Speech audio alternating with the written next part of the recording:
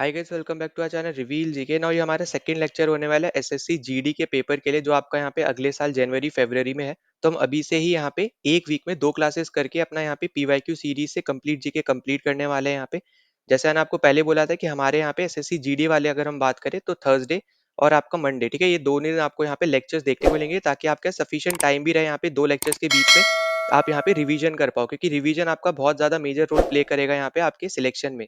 ठीक है, सिर्फ वीडियोस देखने से या फिर नोट्स बनाने से आप यहाँ पे क्लियर नहीं करोगे, आपको रिवाइज भी करते रहना है। तो ये बात भी आपको यहाँ पे समझनी है, ठीक है। और आपको अगर पीडीएफ वगैरह यहाँ पे कोई भी चाहिए तो टेलीग्राम चैनल का लिंक मैंने डिस्क्रिप्शन में दे रखा है, वहां पे जाके आप ज्वाइन कर लो। और जो भी आपको ये पीडीएफ दिख रही है, जो भी मैं यहाँ पे लिखूंगा, तो सब पीडीएफ आपको टेलीग्राम चैनल पे मिल जाएगी, और ये फ्री ऑफ कॉस्ट है, ठीक है। आपको कुछ भी देने की यहाँ पे जरूरत नहीं है, ठीक है। और दूसरी चीज मैं आपको यहाँ पे रिकमेंड करूंगा कि आप अपने नोट्स खुद से बनाओ, जो भी मैं यहाँ पे लिखवा रहा हूँ वो आप खुद भी लिखो, क्योंकि जितना ज्यादा आप लिखोगे तो आपके दिमाग में वो चीज बैठेगी, ठीक है। ये चीज याद रखना। और दूसरा, पीडीएफ के लिए तो आपको यहाँ पे टेलीग्राम चैनल पे मिल जाएगी, तो उसके थ्रू आप रिवाइज भी करते रहना, ठीक है। अगर आप यहाँ पे पहली बार आए हो तो प्लीज सब्सक्राइब कर देना वीडियो को, यहाँ पे चैनल को, और वीडियो को लाइक और शेयर कर देना, ताकि ज्यादा से ज्यादा लोगों तक पहुंच पाए और उनकी भी यहाँ पे हेल्प हो पाए। तो अब हम बिना कोई टाइम वेस्ट किए हम लोग चलो शुरू कर लेते हैं। नाउ सबसे पहला क्वेश्चन आपको यहाँ पे दे रखा है कि in which year was the treaty of Amritsar sign, ठीक है। कौन से साल में आपकी ट्रीटी ऑफ अमृतसर साइंड हुई थी। तो देखो यहाँ पे आपको याद रखना है कि आपकी साइन हुई थी 1809 में, ठीक है। ईयर याद रख लो। अब यहाँ पे हम थोड़ा इसके बारे में थोड़ा डिस्कस कर लेते हैं, ठीक है। ज्यादा से ज्यादा हम चीजें यहाँ पे डिस्कस करेंगे, ताकि आपका ये वाला जो कॉन्सेप्ट है या टॉपिक बोल लो आप इसको, वो हम यहाँ पे और भी चीजें इसके बारे में यहाँ पे जान पाए। तो देखो सबसे पहली चीज ये आपका आता है यहाँ पे कॉन्क्वेस्ट ऑफ पंजाब के टॉपिक पे, ठीक है। कॉन्क्वेस्ट ऑफ पंजाब के टॉपिक पे। कॉन्क्वेस्ट मतलब क्या, बेसिकली एक तरीके से कि पंजाब का कंट्रोल यहाँ पे लिया था, किसने लिया था, यहाँ पे ब्रिटिशर्स ने लिया था। तो ये जो ट्रीटी है, जो आप ये देख रहे हो, ट्रीटी ऑफ अमृतसर, ये बेसिकली आपकी यहाँ पे किस किस के बीच में साइन हुई है, तो ये आपका पंजाब रीजन जो है, ठीक है, या फिर आप बोल सकते हो यहाँ पे सिक्स, ठीक है, सिख आप बोल लो यहाँ पे, सिक्स के बीच में, एंड आपके यहाँ पे जो ब्रिटिशर्स थे, ठीक है, जो अंग्रेज थे, उनके बीच में आपकी यहाँ पे ये ट्रीटी साइन हुई है। पहले आपको ये पता होना चाहिए किन किन के बीच में साइन हुई है, कब साइन हुई है, 1809 में साइन हुई है। और अगर मान लो डेट आपसे पूछते तो 25 अप्रैल है, ठीक है। तो यहाँ पे चलो मैं लिख भी दे रहा हूँ, वरना जनरली इतना ज्यादा डीप में पूछेगा नहीं, पर यहाँ पे एसएससी है तो पूछ भी सकता है, ठीक है। तो यहाँ पे ये भी याद रखना। तो डेट है आपकी यहाँ पे 25 अप्रैल, ठीक है, 25 अप्रैल, और 1809। तो ये डेट पूरी याद रख लेना। अब इसके बाद अगर हम यहाँ पे देखो थोड़ा बहुत डिस्कस करें इसके बारे में, तो आपको जैसे पता है कि जो आपके यहाँ पे लास्ट सिख गुरु थे, ठीक है, लास्ट जो आपके ह्यूमन सिख गुरु थे, ठीक है, यहाँ पे याद रखना, ह्यूमन सिख गुरु जो थे आपके यहाँ पे, वो थे आपके गुरु गोबिंद सिंह, ठीक है, गुरु गोबिंद सिंह। ये आपको सबसे पहले तो ये पता होना चाहिए। अब देखो यहाँ पे मैंने ये क्यों बोला कि लास्ट ह्यूमन सिख गुरु, क्योंकि आपको पता होना चाहिए कि यहाँ पे सिख रिलीजन में 11 सिख गुरु हैं, ठीक है। कितने सिख गुरु हैं यहाँ पे टोटल, तो 11 सिख गुरु हैं। आपको सबसे पहले तो यही पता होना चाहिए, टोटल आपके सिख गुरु कितने, 11 हैं, ठीक है। उनमें से 10 आपके यहाँ पे ह्यूमन है, ठीक है। और उनमें से एक जो है बेसिकली यहाँ पे, जो अभी प्रेजेंट टाइम में आप देखोगे तो वो है आपके यहाँ पे गुरु ग्रंथ साहिब, ठीक है, जो कि एक स्क्रिप्चर है, या फिर आप बोलो एक टेक्स्ट है। जैसे हमारे रिलीजन में क्या है, रामायण है, महाभारत है, ऐसे ही यहाँ पे सिखिज्म में उनकी यहाँ पे एक होली टेक्स्ट बुक टेक्स्ट है, जो जिसका नाम है यहाँ पे आदि ग्रंथ साहिब, ठीक है। तो यहाँ पे ये याद रखना आपको, उन्हीं को ही बेसिकली, जो आपका यहाँ पे आपको जैसे पता होगा, अगर नहीं पता है तो याद रख लेना, जो आपके गुरु अर्जन देव जी थे, ठीक है, गुरु अर्जन देव जी जो थे, उन्होंने यहाँ पे एक बुक आप बोल सकते हो या फिर टेक्स्ट बोल लो, उसको यहाँ पे कंपाइल किया था, ठीक है। और यहाँ पे नाम क्या था, तो नाम था आदि ग्रंथ, ठीक है, आदि ग्रंथ। और इसके अंदर ही आपको बेसिकली कबीर के यहाँ पे पोयम्स देखने को भी मिलती हैं, ठीक है। तो ये भी पॉइंट आप याद रख लेना, आपसे पूछा जा सकता है। तो यहाँ पे जो ये अधिग्रंथ हम यहाँ पे देख रहे हैं, जो यहाँ पे गुरु अर्जन देव जी ने यहाँ पे लिखी है, इन्हीं को ही बेसिकली यहाँ पे अब 11th सिख गुरु का दर्जा मिला है, ठीक है। प्रेजेंट टाइम में अगर आप देखोगे कौन से भी प्रेजेंटली आपके गुरु हैं, तो वो बेसिकली आपके अधिग्रंथी हैं, जिनको हम लोग बेसिकली अभी प्रेजेंट टाइम में गुरु ग्रंथ साहिब के नाम से भी जानते हैं, ठीक है। तो इसको यहाँ पे ये भी याद रख लेना, गुरु ग्रंथ साहिब, ठीक है, गुरु ग्रंथ साहिब।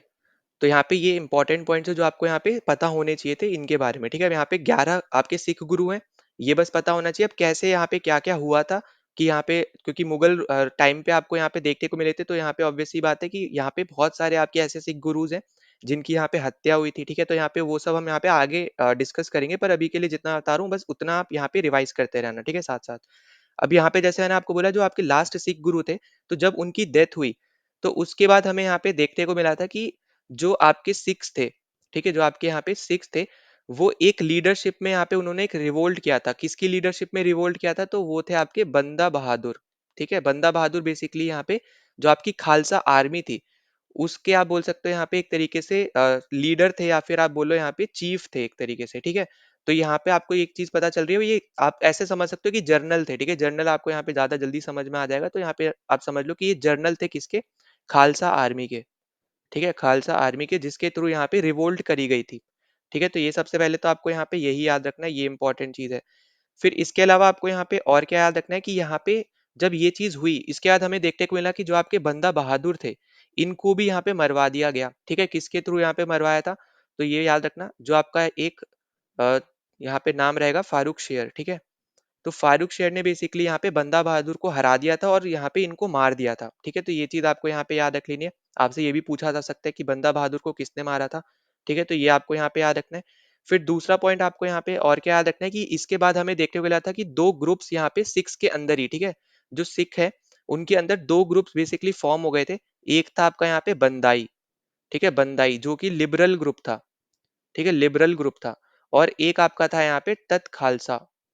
तत् खालसा, जो कि एक आपका ऑर्थोडॉक्स ग्रुप था। ठीक है, अब इन दोनों में डिफरेंस क्या है बेसिकली? देखो यहाँ पे जो आपके ऑर्थोडॉक्स होते हैं वो आपके आप बोल सकते हो यहाँ पे वो लोग होते हैं जो जैसा चलता हुआ आ रहा है रिलीजन में, जो भी प्रैक्टिसेस पहले से फॉलो करते हुए आ रहे हैं, वो उसको स्ट्रिक्टली फॉलो करते हैं। ठीक है, उसके अलावा यहाँ पे वो ज्यादा आप बोल सकते हो यहाँ पे सोसाइटी या फिर जो दूसरे के जो भी आप बोल रहे हो यहाँ पे जो विचार वगैरह है, उसको इतना इजिली नहीं मानते हैं। ठीक है, और वहीं पे लिबरल क्या है, जो दूसरे के भी यहाँ पे विचारों को ज्यादा मानते हैं। ठीक है, तो यहाँ पे दोनों में थोड़ा डिफरेंस है। वो आपके ऑर्थोडॉक्स ऐसे हैं जो आपके यहाँ पे जो पहले से चीजें चलती हुई आ रही हैं, उन्हीं को ही वो फॉलो करेंगे और उन्हीं को ही वो चाहेंगे कि वही चीजें फॉलो करे। ठीक है, जो भी उस रिलीजन को यहाँ पे मान रहा है वही चीजें फॉलो करे।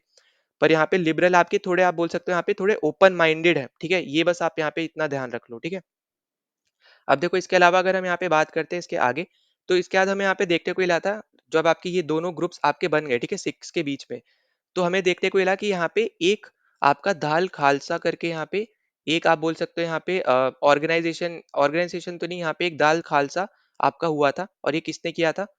तो यहाँ पे ये करा था कपूर सिंह फैजुल्लापुरिया। ठीक है, तो बेसिकली यहाँ पे जो ये नाम आपका यहाँ पे मैंने लिखा है, ठीक है, कापूर सिंह फैजुलपुरिया, तो इन्होंने ना एक आप बोल सकते हो मीटिंग ऑर्गेनाइज करी थी यहाँ पे सिक्स की, अंडर दाल खालसा। अब देखो दाल खालसा इन्होंने नहीं बनाया, ये आपको यहाँ पे याद रखना है। दाल खालसा के अंदर इन्होंने एक मीटिंग ऑर्गेनाइज करी थी, जिसमें मोटिव था कि सारे सिक्स को यहाँ पे जोड़ना है। ठीक है, एक साथ लाना है वापस, क्योंकि हमने देखा पिछले में कि यहाँ पे ग्रुप्स फॉर्म हो गए थे अलग, एक बंदाई और एक आपका तत् खालसा। तो इसके बाद हमें देखने को मिलता है यहाँ पे कि आपका जब खालसा बना, ठीक है, तो खालसा के अंदर दो सेक्शंस आपके यहाँ पे आपको देखने को मिलते हैं। एक है आपका यहाँ पे बूढ़ा दल, एक है यहाँ पे बूढ़ा दल, दूसरा है आपका यहाँ पे तरुणा दल। अब देखो बूढ़ा दल आपकी यहाँ पे आर्मी है वेटरन्स की। ठीक है, जो आपके सोल्जर्स थे, जो अब यहाँ पे आप बोल सकते हो रिटायर हो गए या फिर जो जिनकी एज हो गई है, ठीक है, थोड़ी, तो वो आप यहाँ पे ऐसे याद रख लो। और तरुण दाल है आपका यहाँ पे, ऐसे है आपकी यहाँ पे आर्मी है जो आपकी यंग पीपल्स की आर्मी है। ठीक है, आर्मी ऑफ यंग पीपल, तो ये आपको यहाँ पे याद रख लेना। ठीक है, तो ये दो आपके यहाँ पे सेक्शन थे आपके खालसा के अंदर। ठीक है, खालसा के अंदर ये आपको यहाँ पे याद रखना है।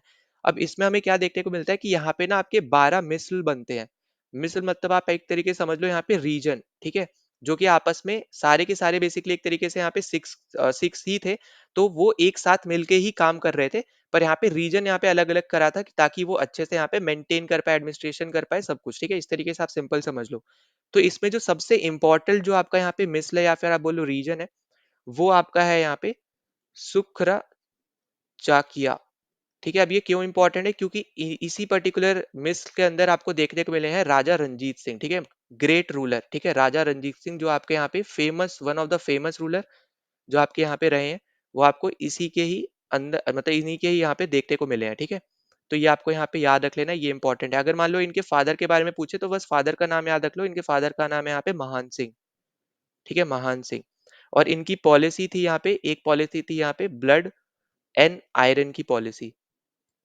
ठीक है, ब्लड एंड आयरन की पॉलिसी। ठीक है, मतलब ये हार नहीं मानते थे, ऐसे आप समझ लो, बहुत ज्यादा आप मान सकते हो एक तरीके से बहुत ही अच्छे रूलर थे ये। ठीक है, तो यहाँ पे ये चीज़ आई होप कि आपको समझ में आ गई हो, अभी तक सिंपल सी चीज़ चल रही है। अब इसके बाद आपकी यहाँ पे शुरू होती है ब्रिटिशर्स के साथ, जो यहाँ पे इनके साथ जो-जो हुआ है, मतलब आपके यहाँ पे जो सिक्स है इनका इनका क्या-क्या यहाँ पे हुआ है ब्रिटिशर्स के साथ। अब हम उसको थोड़ा डिस्कस करते हैं, ठीक है? अब हमें यहाँ पे जब देखने को मिला कि जब राजा रणजीत सिंह रूलर बने, ठीक है? उस उन्हीं के साथ यहाँ पे हमें देखने को मिलती है पहली ट्रीटी, जिसका नाम है यहाँ पे ट्रीटी ऑफ अमृतसर, जो आपको यहाँ पे क्वेश्चन में भी पूछ रखा है। तो जो आपकी यहाँ पे ट्रीटी ऑफ अमृतसर है, ये आपकी 1809 में साइन हुई, जैसे मैंने आपको यहाँ पे बताया। और ये बेसिकली आपकी सिक्स और अंग्रेजों के बीच में साइन हुई थी। और याद रखना, सिक्स में यहाँ पे लीड कौन कर रहा था, तो वो थे आपके राजा रणजीत सिंह, ठीक है?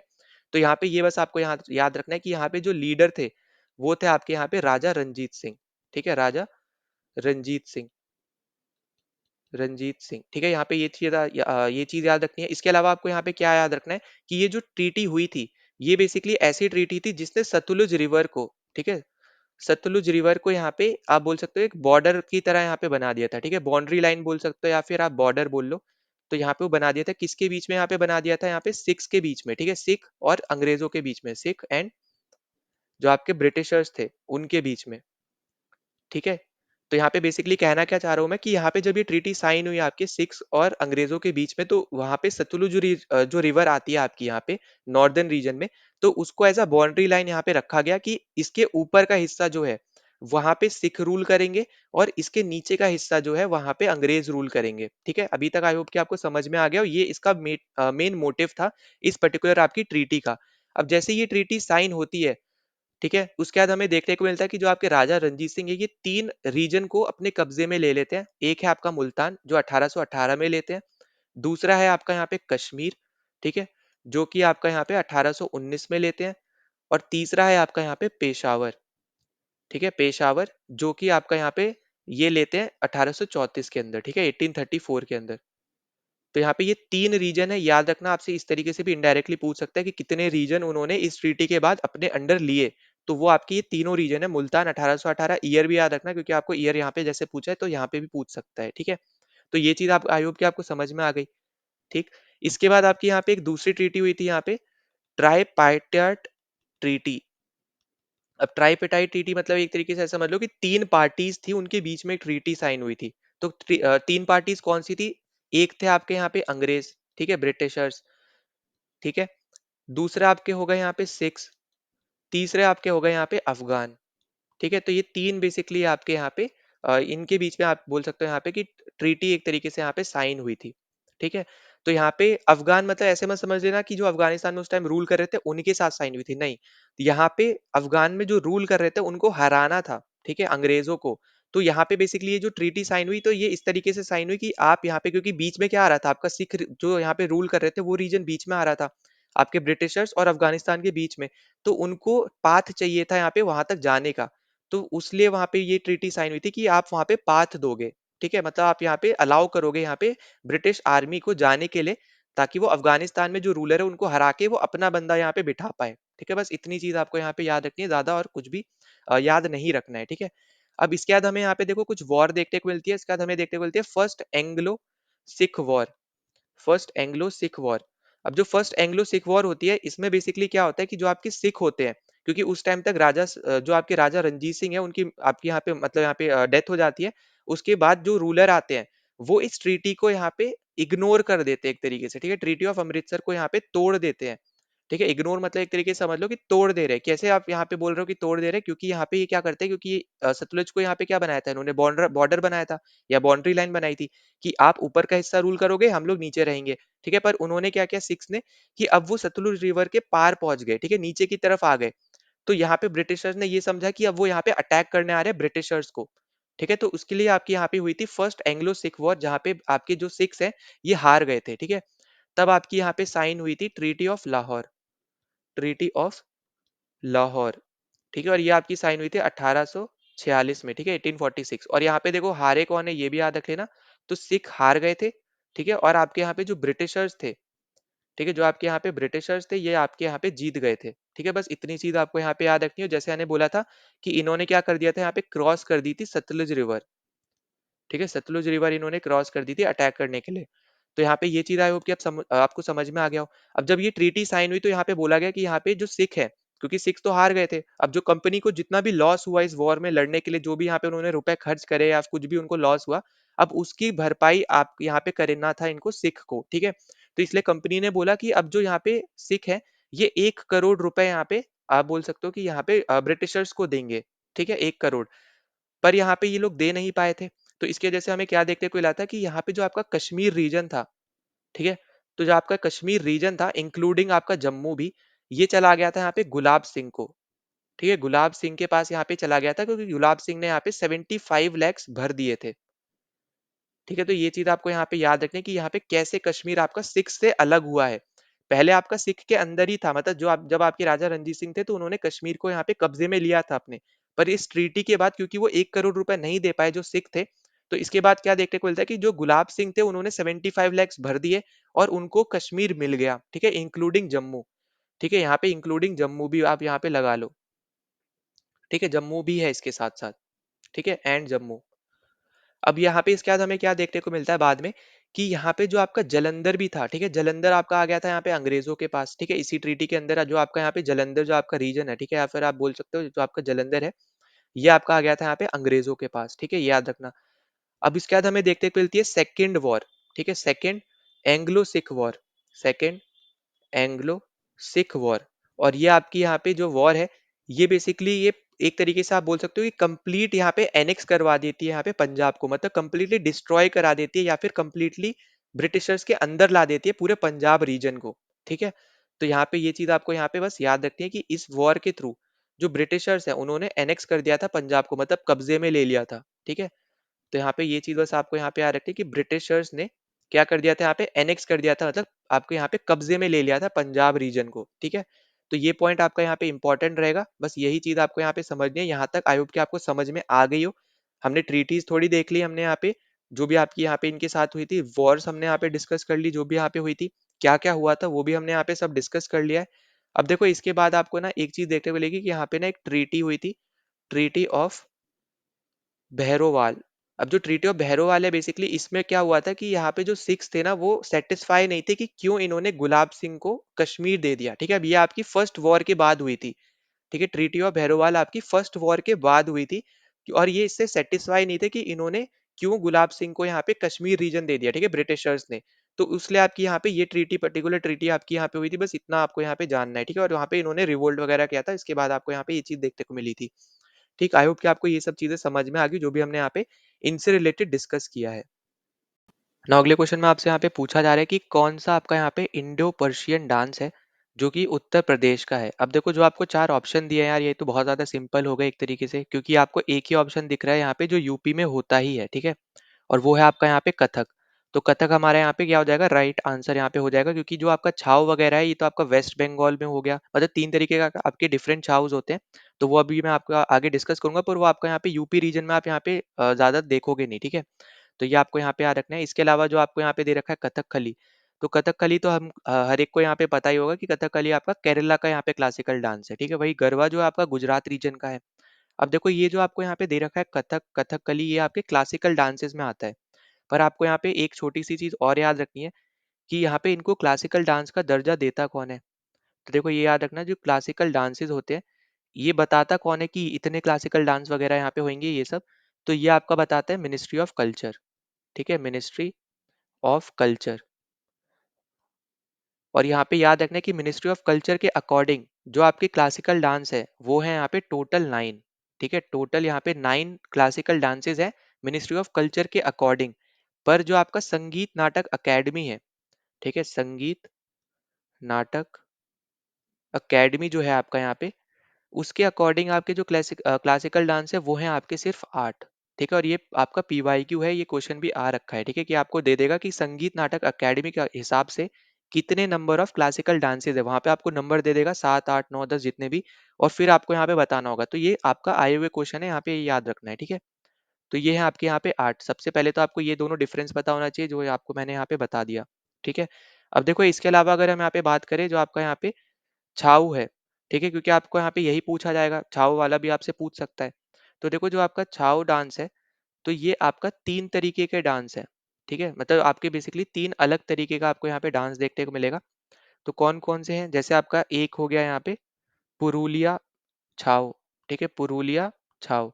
और ये आपको देखने को मिलता है वेस्ट बंगाल में, ठीक है। फिर दूसरा आपका होता है यहाँ पे सरायकेला, सरायकेला छाव।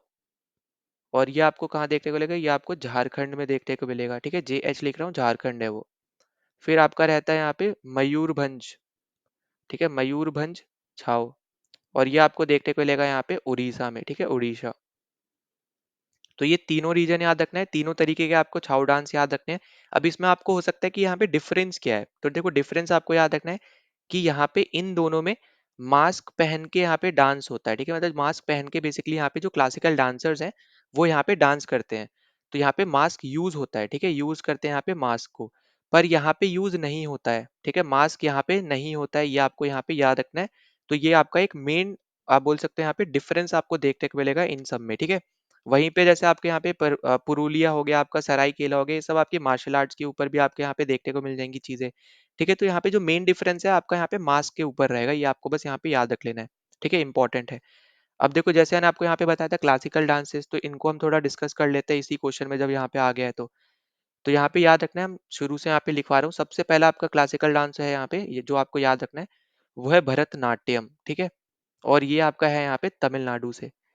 जो आपका यहाँ पे नेक्स्ट है वो है कथक, ठीक है। पहले डांस लिख देता हूँ, फिर उसके बाद यहाँ पे आपको स्टेट भी बता दूंगा। नेक्स्ट है आपका यहाँ पे कथकली, जो आपको दोनों ऑप्शन भी दे रखे थे यहाँ पे ऑप्शन में। फिर है आपका यहाँ पे मोहिनी यट्टम, ठीक है। फिर आपका है यहाँ पे उड़ीसी, उड़ीसी के बाद आपको देखने को मिलेगा यहाँ पे मणिपुरी, ठीक है। फिर है आपका यहाँ पे सरित्य, और लास्ट आपको यहाँ पे देखने को मिलता है यहाँ पे कुचिपुड़ी, ठीक है। अब यहाँ पे जो भरतनाट्यम है ये आपका तमिलनाडु का है, कथक आपका यहाँ पे यूपी का है, कथकली और मोहिनीअट्टम, ठीक है, ये दोनों आपके केरला के हैं। दो आपके डांस है, ठीक है। ये भी पूछ सकता है कि जो आपके क्लासिकल डांसेस हैं उनमें से कौन से दो आपके केरला से, ऐसे पूछ लेगा, या कौन सा केरला से, या फिर आपसे पूछ सकता है यहाँ पे कि कौन से स्टेट से ज्यादा क्लासिकल डांसेस है, ठीक है, किसी भी तरीके से आपसे पूछा जा सकता है। अब फिर जो आपका यहाँ पे उड़ीसी है, ये तो आपको नाम से ही पता चल रहा होगा, यहाँ पे ये है आपका उड़ीसा, ठीक है, उड़ीसा लिख सकते हो या फिर उड़ीसा लिख लो, ठीक है। जो आपका मणिपुरी है ये भी आपको नाम से पता चल रहा होगा, ये है आपका यहाँ पे मणिपुर का। जो आपका ये साहित्य है ये बेसिकली आपका है यहाँ पे असम का। और कुचिपुड़ी है आपका यहाँ पे आंध्र प्रदेश का, ठीक है, AP। अब उसके बाद आपको यहाँ पे और क्या याद रखना है ये आपको बता दे रहा हूँ मैं। तो देखो अभी प्रेजेंट टाइम में ना आपका एक डांस फेस्टिवल है जो बहुत ज्यादा न्यूज में भी था, हो सकता है आपसे करंट अफेयर में क्वेश्चन पूछ ले किसी भी एग्जाम में, तो वो है आपका यहाँ पे Khajuraho dance festival, Khajuraho dance festival. और ये आपका होता कहाँ है, तो ये आपका होता है यहाँ पे खुजराहो में, जो कि आपका MP के अंदर पड़ता है। और ये खुजराहो टेम्पल भी आपको यहाँ पे देखने को मिलता है, जो कि एक आप बोल सकते हो यहाँ पे हेरिटेज साइट भी है, ठीक है। खुजराहो टेम्पल भी आपको यहाँ पे देखने को मिलता है, ये भी आपको यहाँ पे याद रख लेना। अब ये क्यों आपका न्यूज में था, ठीक है। पहली बात तो इसको 50 साल पूरे हो गए यहाँ पे 2024 में, ये आपको यहाँ पे याद रख लेना, आपसे ये भी पूछा जा सकता है।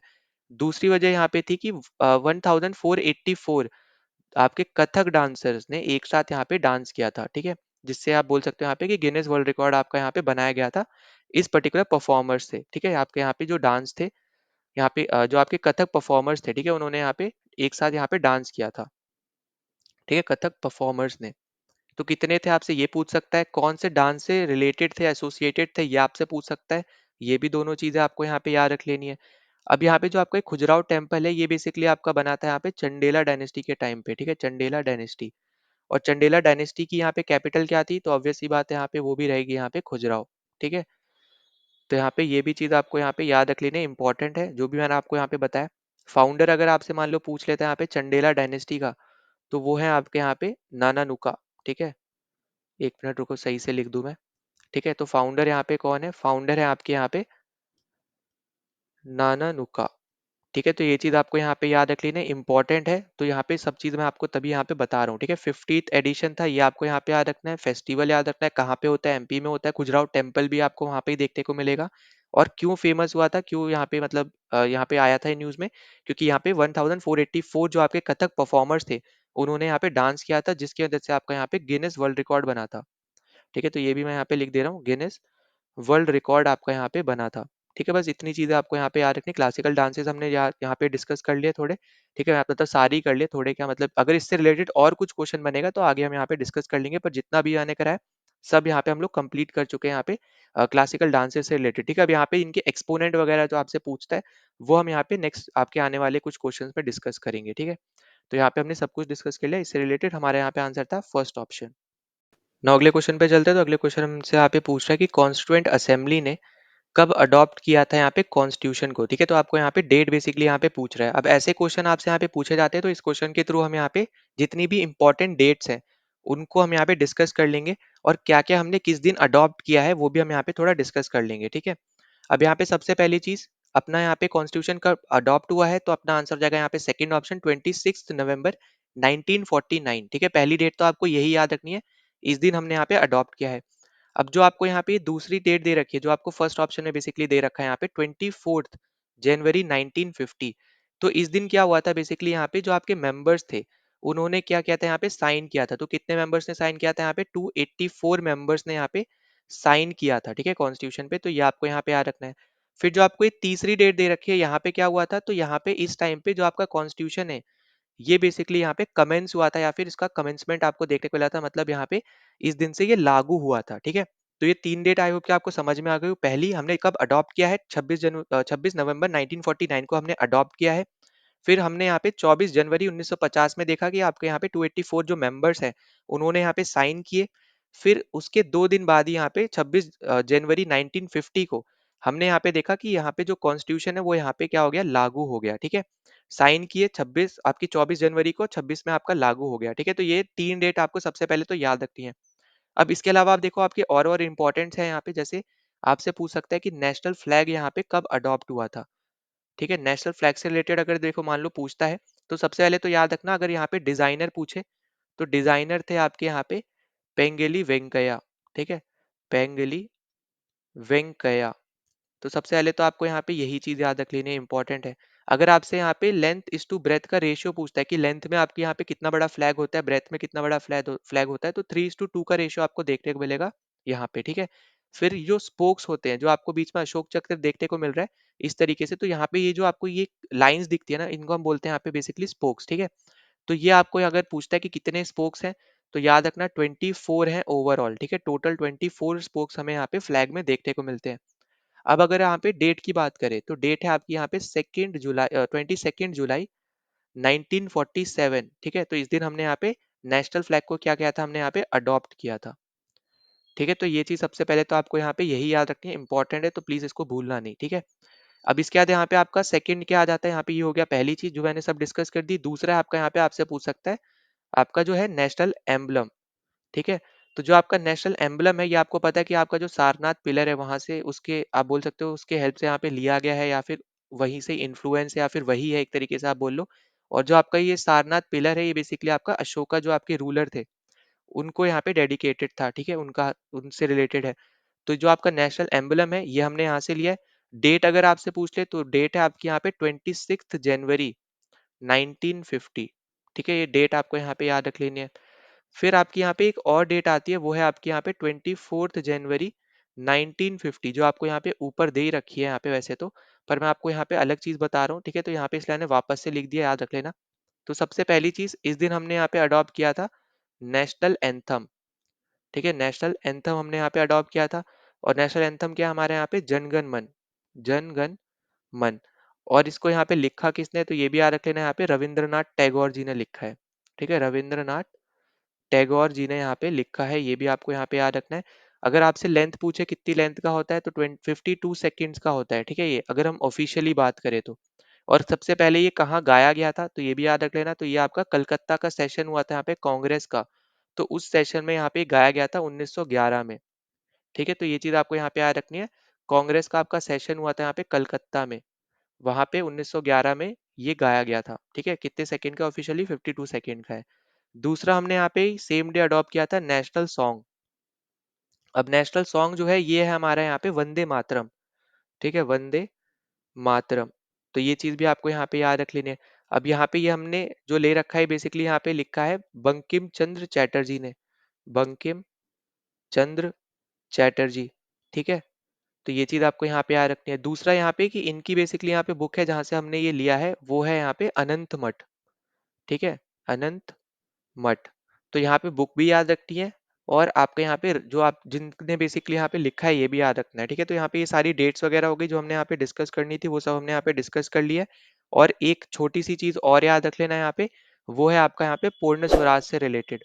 तो देखो पूर्ण स्वराज की बात जो आप अगर हम देखें तो डिस्कशन तो आपका यहाँ पे 1929 का जो लाहौर का सेशन था वहां से ही हो गई थी। पर जो चीजें यहाँ पे डिस्कस हुई वो इफेक्ट कब करेंगी, उसके उसके ऊपर कब काम करना शुरू होगा, तो वो आपका यहाँ पे 1930 में हो गया था। ठीक है, तो ये दोनों डेट्स आपको यहाँ पे याद रखना है। पूर्ण स्वराज मतलब आपका हो गया यहाँ पे कि कंप्लीट आजादी हमें चाहिए।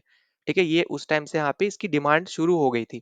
तो यही चीज आपको यहाँ पे याद रखनी है, यही इंपॉर्टेंट है। और ये भी आपका बेसिकली कांग्रेस सेशन से रिलेटेड ही है। ठीक है, कांग्रेस का ही यहाँ पे सेशन हुआ था लाहौर में, उसी पर्टिकुलर सेशन में यहाँ पे ये सब चीजें आपको देखने को मिली थी। ठीक है, तो यहाँ पे ये चीज भूलनी नहीं है बिल्कुल भी, यहाँ से क्वेश्चन बनते हैं। ठीक है, ये जितने भी आपको मैंने बताया, एक क्वेश्चन में देखो आपको कितने सारे फैक्ट्स मैंने यहाँ पे बता दिए। ठीक है, और पीडीएफ आपको सीधा आपको इस टेलीग्राम पे मिल जाएगी। नहीं ज्वाइन किया है तो यहाँ पे नीचे डिस्क्रिप्शन में लिंक है, वहां जाके ज्वाइन कर लो, वरना डायरेक्ट टेलीग्राम पे सर्च करके आपको यहाँ पे चैनल मिल जाएगा, उसको ज्वाइन कर लो। और कोई भी यहाँ पे रुपए देने की जरूरत नहीं है, सब फ्री ऑफ कॉस्ट आपको पीडीएफ मिल रही है। ठीक है, तो बस ज्वाइन करके यहाँ पे पीडीएफ डाउनलोड करके नोट्स बनाओ और रिवाइज करते रहो। ना अगले क्वेश्चन पे चलते हैं। तो अगले क्वेश्चन हमसे यहाँ पे पूछा जा रहा है कि जोंगखा जो है यहाँ पे, अब देखो यहाँ पे डी साइलेंट है, ठीक है, तो उसको हम यहाँ पे जोंगखा पढ़ेंगे। तो जोंगखा आपकी यहाँ पे कौन से कंट्री की ऑफिशियल लैंग्वेज है, और वो भी हमारी नेबरिंग कंट्री है। ठीक है, तो देखो नेबरिंग कंट्री से रिलेटेड आप कोई भी पेपर दो आपसे पूछा जाएगा, क्योंकि जियो पॉलिटिक्स के पॉइंट ऑफ व्यू से अगर जब भी हम बात करेंगे ना, तो हमारी सबसे ज्यादा इंपॉर्टेंट जो कंट्रीज रहेंगी वो हमारी नेबरिंग कंट्रीज ही रहने वाली हैं। ठीक है, तो यहाँ पे ये पॉइंट आपको यहाँ पे समझना है कि नेबरिंग कंट्री से रिलेटेड आपके हर एक पेपर में पूछा जाएगा। अब यहाँ पे जो आपकी जोंगखा यहाँ पे जो ऑफिशियल लैंग्वेज है, ये है आपके यहाँ पे भूटान की। ठीक है, तो यहाँ पे सबसे पहले तो हम यहाँ पे कुछ कंट्रीज जो आपकी है यहाँ पे नेबरिंग कंट्रीज, सबकी हम यहाँ पे पहले बात कर लेते हैं। तो देखो सबसे पहले हम यहाँ पे इधर लिख लेते हैं कंट्रीज। ठीक है, इधर हम लोग लिख लेंगे यहाँ पे कैपिटल उनकी। अगर मान लो आपसे लैंग्वेज पूछ ले उनकी, जैसे यहाँ पे पूछ रखा है और ये आपका आया हुआ क्वेश्चन है। ठीक है, और फिर आपका यहाँ पे करेंसी की, करेंसी भी आपसे कभी मान लो यहाँ पे पूछ ली तो। ठीक है, अब देखो सबसे पहली आपकी कंट्री है यहाँ पे भूटान, क्योंकि आपको यहाँ पे ऑप्शन मतलब क्वेश्चन ही आपका उससे है, तो उससे रिलेटेड हम लोग यहाँ पे थोड़ा डिस्कस कर लेते हैं। तो कैपिटल देखो आपकी है यहाँ पे थिम्फू। ठीक है, लैंग्वेज जैसे मैंने आपको यहाँ पे बोला जोंगका। ठीक है, ये चीज आपको यहाँ पे याद रखनी है। करेंसी देखो यहाँ पे वही वापस से बोल रहे हैं, यहाँ पे इंपॉर्टेंट है, वो है यहाँ पे गल्ट्रम। ठीक है, नगल्ट्रम गल्ट्रम। ठीक है, जैसे आप यहाँ पे इजी आपको लगे उस तरीके से प्रोनाउंस करके याद रख लेना, यहाँ से ये क्वेश्चन पूछा जा सकता है कि ये करेंसी कौन से कंट्री की है। ठीक है, अब दूसरा आपका यहाँ पे आ जाता है चाइना। अब अगर हम चाइना को देखते हैं तो चाइना की कैपिटल क्या है यहाँ पे, बीजिंग। ठीक है, फिर इसकी जो लैंग्वेज है ये भी आपका आया हुआ क्वेश्चन है, मैंने आपको एमटीएस में करवाया था ये वाला। ठीक है, अगर आपको यहाँ पे याद हो तो यहाँ पे आपको जैसे पता है कि एसएससी का कोई भी एग्जाम दे रहे हो, आपका यहाँ पे जीके पोर्शन तो हर एक का सिमिलर ही है। तो क्वेश्चन आपको डिफरेंट डिफरेंट एग्जाम जो आपके एसएससी के हो रहे हैं, वो आपको किसी ना किसी एग्जाम में रिपीट देखने को मिलेगा, या फिर आप बोल सकते हैं कि उसी टॉपिक से आपको क्वेश्चन देखने को मिलेगा। ठीक है, तो चाहे आप कोई भी एग्जाम दे रहे हो एसएससी का, आपको हर एक पेपर के पीवाईक्यूज थोड़े बहुत जरूर आपको यहाँ पे लगा लेने हैं। ठीक है, तो अगर आपने वो एमटीएस वाली वीडियो देखनी है तो वो भी आप देख सकते हो, आपका लिंक डिस्क्रिप्शन में मिल जाएगा, या फिर आप प्लेलिस्ट सेक्शन में जाके इस चैनल के आप जाके वहाँ पे देख सकते हो। ठीक है, सिर्फ 4 वीडियोस हैं, वहाँ पे हमने 100 क्वेश्चन के अंदर कंप्लीट जीके हमने यहाँ पे कवर करी है, तो वो आप जाके जरूर देख सकते हो। अब यहाँ पे जैसे मैंने बता दिया लैंग्वेज आपकी हो गई मैंडरीन। करेंसी की अगर बात करें तो करेंसी देखो इनकी दो है। तो पहली तो है आपकी यहाँ पे चाइनीज युआन, जो आप सबसे ज्यादा सुनते होगे। ठीक है, पर एक और याद रखना कि इसी को ही बेसिकली हम लोग बोलते हैं यहाँ पे रेन मिम बी। ठीक है, तो यहाँ पे एक ही करेंसी आप इसको बोल लो। तो यहाँ पे सबसे ज्यादा हम जो सुनते हैं वो आपका होता है चाइनीज युआन। ठीक है, जिसमें आप देखोगे कि प्रेजेंट टाइम में बहुत सी कंट्रीज यहाँ पे बिजनेस भी कर रही हैं। ठीक है, यूएस डॉलर के अलावा भी यहाँ पे कंट्रीज युआन में भी यहाँ पे बिजनेस कर रही हैं। तो ये पॉइंट भी आपको यहाँ पे समझना है। फिर नेक्स्ट आपका है यहाँ पे अफगानिस्तान। ठीक है, अफगानिस्तान जैसे आपको यहाँ पे दे भी रखा है। तो अफगानिस्तान की जो कैपिटल है ये है आपकी यहाँ पे काबुल। ठीक है, जो इनकी लैंग्वेज है ये है आपकी यहाँ पे पश्तो, या फिर मतलब एक और है वो है आपकी डारी। ठीक है, अब ये दोनों लैंग्वेज याद रखना इंपॉर्टेंट है, आपसे पूछ सकता है। करेंसी तो आपकी हो जाएगी यहाँ पे अफगानी। ठीक है, ये तो आपको यहाँ पे इजिली पता चल जाएगा।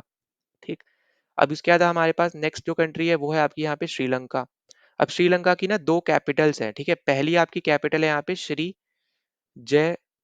जयवर्धनेपुरा कोटे। ठीक है, जयवर्धनेपुरा कोटे। अब ये जो आपकी कैपिटल है ये बेसिकली आपकी लेजिस्लेटिव कैपिटल आपको देखने को मिलेगी यहाँ पे श्रीलंका की। ठीक है, जैसे आपकी साउथ अफ्रीका की भी अलग अलग कैपिटल्स है ना, वैसे इसी सेम तरीके से श्रीलंका की भी अलग अलग कैपिटल्स है। ये है आपकी लेजिस्लेटिव कैपिटल। फिर यहाँ पे एक है इनकी कोलंबो कैपिटल, ठीक है। कोलंबो जो है इनकी वो जुडिशियल कैपिटल भी है, साथ ही साथ एग्जीक्यूटिव कैपिटल भी है, ठीक है। जुडिशियल और एग्जीक्यूटिव दोनों ही है, ठीक है। फिर जो इनकी लैंग्वेज है, अब देखो लैंग्वेज में तमिल तो हर एक को पता ही होगा, ठीक है। तमिल से आप पता कर सकते हो, पर यहाँ पे जो आपसे क्वेश्चन पूछेगा वो आपसे पूछेगा सिन्हाला से, ठीक है। तो ये सिन्हाला लैंग्वेज भी आपको यहाँ पे याद रखनी है। और करेंसी आपका हो जाएगा यहाँ पे श्रीलंकन रुपीस, श्रीलंकन रुपीस, ठीक है। ज्यादातर आपको जो करेंसी है वो रुपीस में ही देखने को मिलेंगी, जैसे Indian rupees, Pakistani rupees, Sri Lankan rupees, इस तरीके से, ठीक है। तो यहाँ पे आपको भूलना नहीं है जो मैंने आपको यहाँ पे अभी तक जितनी भी चीजें बताई हैं ना। उसके बाद अगर हम यहाँ पे बात कर लेते हैं इससे आगे, तो देखो इससे अलावा जो आपकी यहाँ पे कंट्रीज है उनके बारे में अगर हम थोड़ा डिस्कस करें तो अगले पेज पे चल लेते हैं। तो यहाँ पे वापस से वही सेम चीज यहाँ पे लिख लेता हूँ। ऊपर है आपकी यहाँ पे कंट्री, इधर है आपका यहाँ पे कैपिटल, फिर आपका है यहाँ पे लैंग्वेज, ठीक है। लैंग्वेज के बाद है आपकी यहाँ पे करेंसी। अब कुछ जो आपकी और रह गई है उनके बारे में हम लोग यहाँ पे डिस्कस करेंगे, जैसे है आपका यहाँ पे नेपाल, ठीक है। अब देखो नेपाल की कैपिटल है यहाँ पे काठमांडू, वही काठमांडू जहाँ पे आपको सार्क के हेडक्वार्टर भी देखने को मिलता है। अगर आपको सार्क नहीं पता तो साउथ एशियन एसोसिएशन है फॉर रीजनल कॉर्पोरेशन, ठीक है। अब यहाँ पे प्रेजेंट टाइम में देखोगे तो ऐसा इतना ज्यादा यूजफुल अब ग्रुप ये नहीं रहा है, क्योंकि इस ग्रुप में इंडिया पाकिस्तान दोनों ही है एक तरीके से। तो इस तरीके से भी इस ग्रुप में जो डिसीजन लिए जाते हैं वो ज्यादा काम नहीं आते हैं, ठीक है। तो ये बात आपको यहाँ पे समझनी है, और यहाँ पे कोई और बड़ी पावर नहीं है। यहाँ पे जो सबसे बड़ी पावर है वो इंडिया ही है, ठीक है। तो यहाँ पे जैसे आपको यहाँ पे इंडिया, पाकिस्तान, अफगानिस्तान, बांग्लादेश, नेपाल, भूटान, श्रीलंका, मालदीव, ये देखने को मिलेंगे। मतलब एक तरीके से आप समझ लो कि साउथ एशियन जो कंट्रीज हैं ये आपको देखने को मिलेंगे, ठीक है। साउथ एशियन कंट्रीज के ही मैंने सब आपको नाम बताए हैं। तो जो ग्रुप्स वाले क्वेश्चन होंगे वो भी हम आगे देख लेंगे, यहाँ पे अभी इतना ज्यादा डीप में मत जाओ। फिर लैंग्वेज जो है आपकी यहाँ पे ये हो जाएगी नेपाली, ठीक है। ये तो हमने यहाँ पे कॉन्स्टिट्यूशन में अडॉप्ट की है यहाँ पे अमेंडमेंट करके, ठीक है। वो भी हम आगे डिस्कस कर लेंगे कौन से अमेंडमेंट ये सबसे। फिर करेंसी जो है, करेंसी आपकी है यहाँ पे नेपालीस रुपी, ठीक है। तो यहाँ पे ये भी याद रख लेना। इसके बाद आपका आता है यहाँ पे म्यांमार। अब म्यांमार की कैपिटल याद रख लेना, कैपिटल है इनकी यहाँ पे नाइमफिंडो, ठीक है। फिर इसका यहाँ पे जो लैंग्वेज है ये है यहाँ पे बर्मीज। अब आपको यहाँ पे याद होगा कि म्यांमार का यहाँ पे पुराना नाम है यहाँ पे बर्मा, ठीक है। तो आपको ऑप्शन में बर्मा भी दे सकता है, ऐसा भी पूछ सकता है कि म्यांमार का पुराना नाम क्या है, या फिर बर्मा किसका पुराना नाम है, इस तरीके से, ठीक। और करेंसी है इनकी यहाँ पे चार्ट, ठीक है। चार्ट करके इसको प्रोनाउंस करते हैं, पर ख्यात भी आप बोल दो अगर आपको इस तरीके से याद रखना है तो। फिर नेक्स्ट है आपका यहाँ पे पाकिस्तान।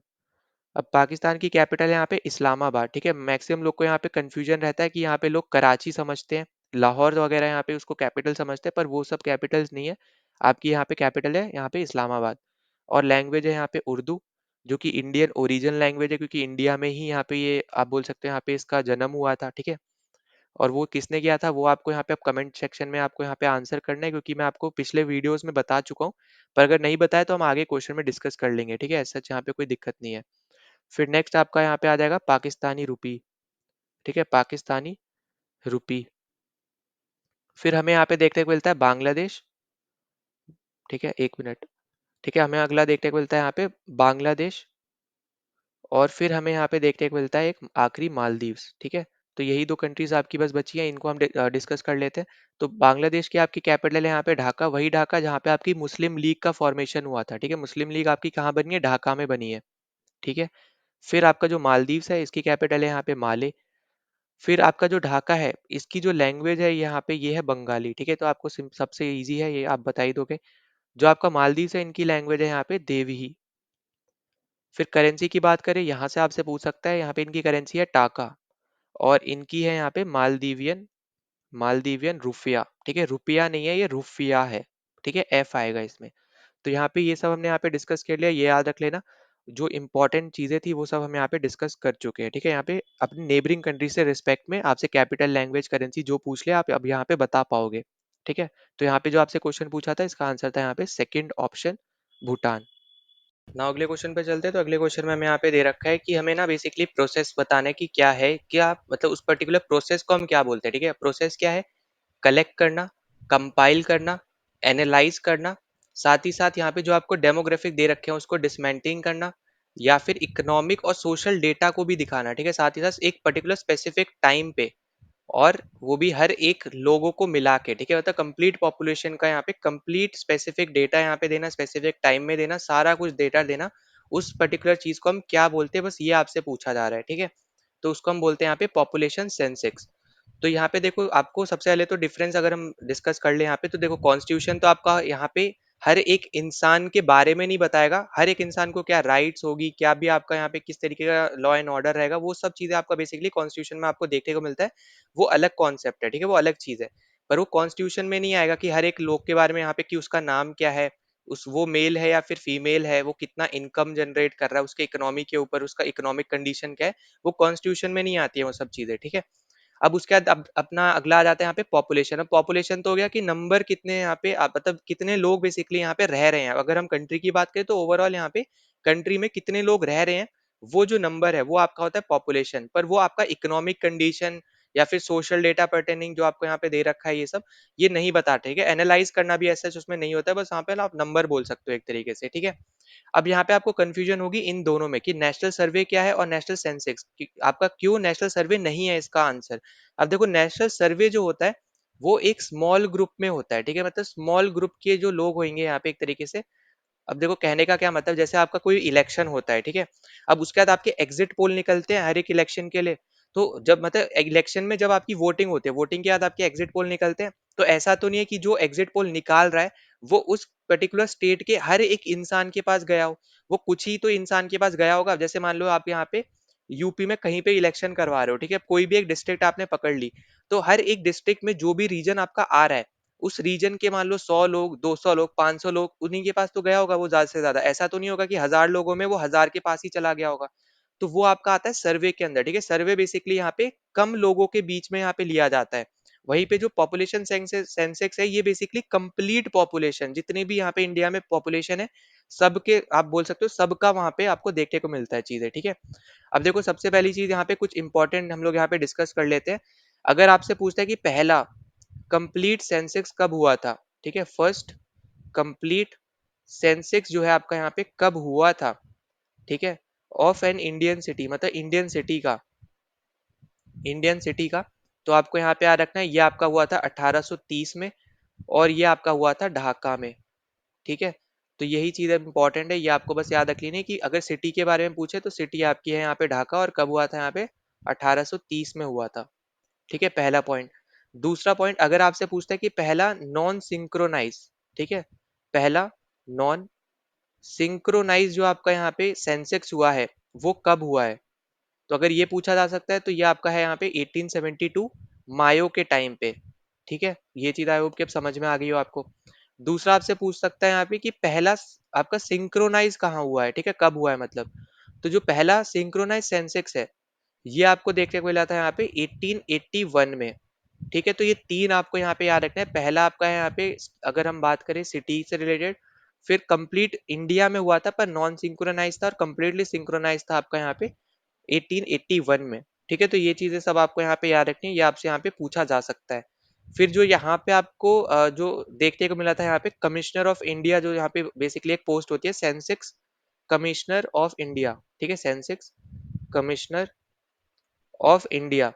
तो वो कौन था यहाँ पे इस पर्टिकुलर टाइम पीरियड पे, तो वो था आपका यहाँ पे WC प्लोडेन, ठीक है, प्लाउडेन। तो WC प्लाउडेन बेसिकली आपका यहाँ पे सेंसेक्स कमिश्नर था इंडिया का उस टाइम पीरियड पे। कौन से टाइम पीरियड पे, जब आपका फर्स्ट सिंक्रोनाइज सेंसेक्स हुआ था ब्रिटिश रूल के अंडर, ठीक है। तो ये चीजें आपको यहाँ पे तीनों याद रख लेना है, और जो मैंने सिटी बताई है कहाँ हुई है, सिटी आपको यहाँ पे याद रख लेना है, तीनों चीजें, ठीक है। और जो ये आपका सेंसेक्स का जो आप समझ लो एक तरीके से, जो आपका यहाँ पे ये टर्म है, ठीक है, या फिर सेंसेक्स जो है, ये आपका यूनियन गवर्नमेंट के अंदर आता है, ठीक है। ये बेसिकली आपका एक सब्जेक्ट की तरह इसको ट्रीट करोगे आप। जैसे आपको पता है कि हमारे यहाँ पे कॉन्स्टिट्यूशन में 3 लिस्ट का मेंशन है ना, शेड्यूल्स में आपको दे रखा है। तो एक यूनियन लिस्ट होती है, कॉन्करेंट लिस्ट होती है, स्टेट लिस्ट होती है। तो जो यूनियन लिस्ट है जिसपे सिर्फ और सिर्फ यूनियन लॉज बना सकती है, उसमें आपको सेंसेक्स देखने को मिलेगा, ठीक है। और इसका यहाँ पे आर्टिकल 246 में आपको मेंशन भी देखने को मिल जाएगा, ठीक है। तो ये चीज आपको यहाँ पे आ रखी है। अब लिस्ट से रिलेटेड अलग क्वेश्चन करेंगे तब हम वहाँ पे और डिटेल में लिस्ट वगैरह हम लोग यहाँ पे डिस्कस कर लेंगे, कौन सा शेड्यूल है, क्या है, सब कुछ। अभी के लिए जितना मैंने बताया यहाँ पे सिंपल सा क्वेश्चन था, बस इतना आपको यहाँ पे याद रख लेना है। ना अगले क्वेश्चन पे चलते हैं। तो अगले क्वेश्चन हमसे यहाँ पे पूछ रहा है कि जो मेंडलीव थे, मेंडलीव जो तब बेसिकली यहाँ पे काम करना शुरू किया था यहाँ पे पीरियोडिक टेबल पे, तो उस टाइम तक कितने एलिमेंट्स वो यहाँ पे जानते थे, ठीक है? बस इतना आपसे पूछा जा रहा है कि कितने एलिमेंट्स तक मतलब उस पर्टिकुलर टाइम पीरियड तक हम कितने एलिमेंट्स को यहाँ पे जानते थे। मतलब यहाँ पे आप एक तरीके से समझ लो कि कितने एलिमेंट्स यहाँ पे प्रेजेंट थे, ठीक है? इस सिंपल टर्म्स में आप समझ लो। अब देखो यहाँ पे जो आपका आंसर होगा ये है आपका यहाँ पे थर्ड ऑप्शन 63 आपका राइट आंसर होगा। पर यहाँ पे क्या क्या हुआ था हम थोड़ा वो डिस्कस करते हैं, ठीक है? ताकि आपका जो पीरियोडिक टेबल वाला कॉन्सेप्ट है ये आपका यहाँ पे इसी क्वेश्चन के साथ आप मैक्सिमम अब यहाँ पे कंप्लीट कर पाओ, ठीक है? तो पीरियोडिक टेबल से आपका यहाँ पे ये क्वेश्चन है, सबसे पहले तो ये याद रख लेना।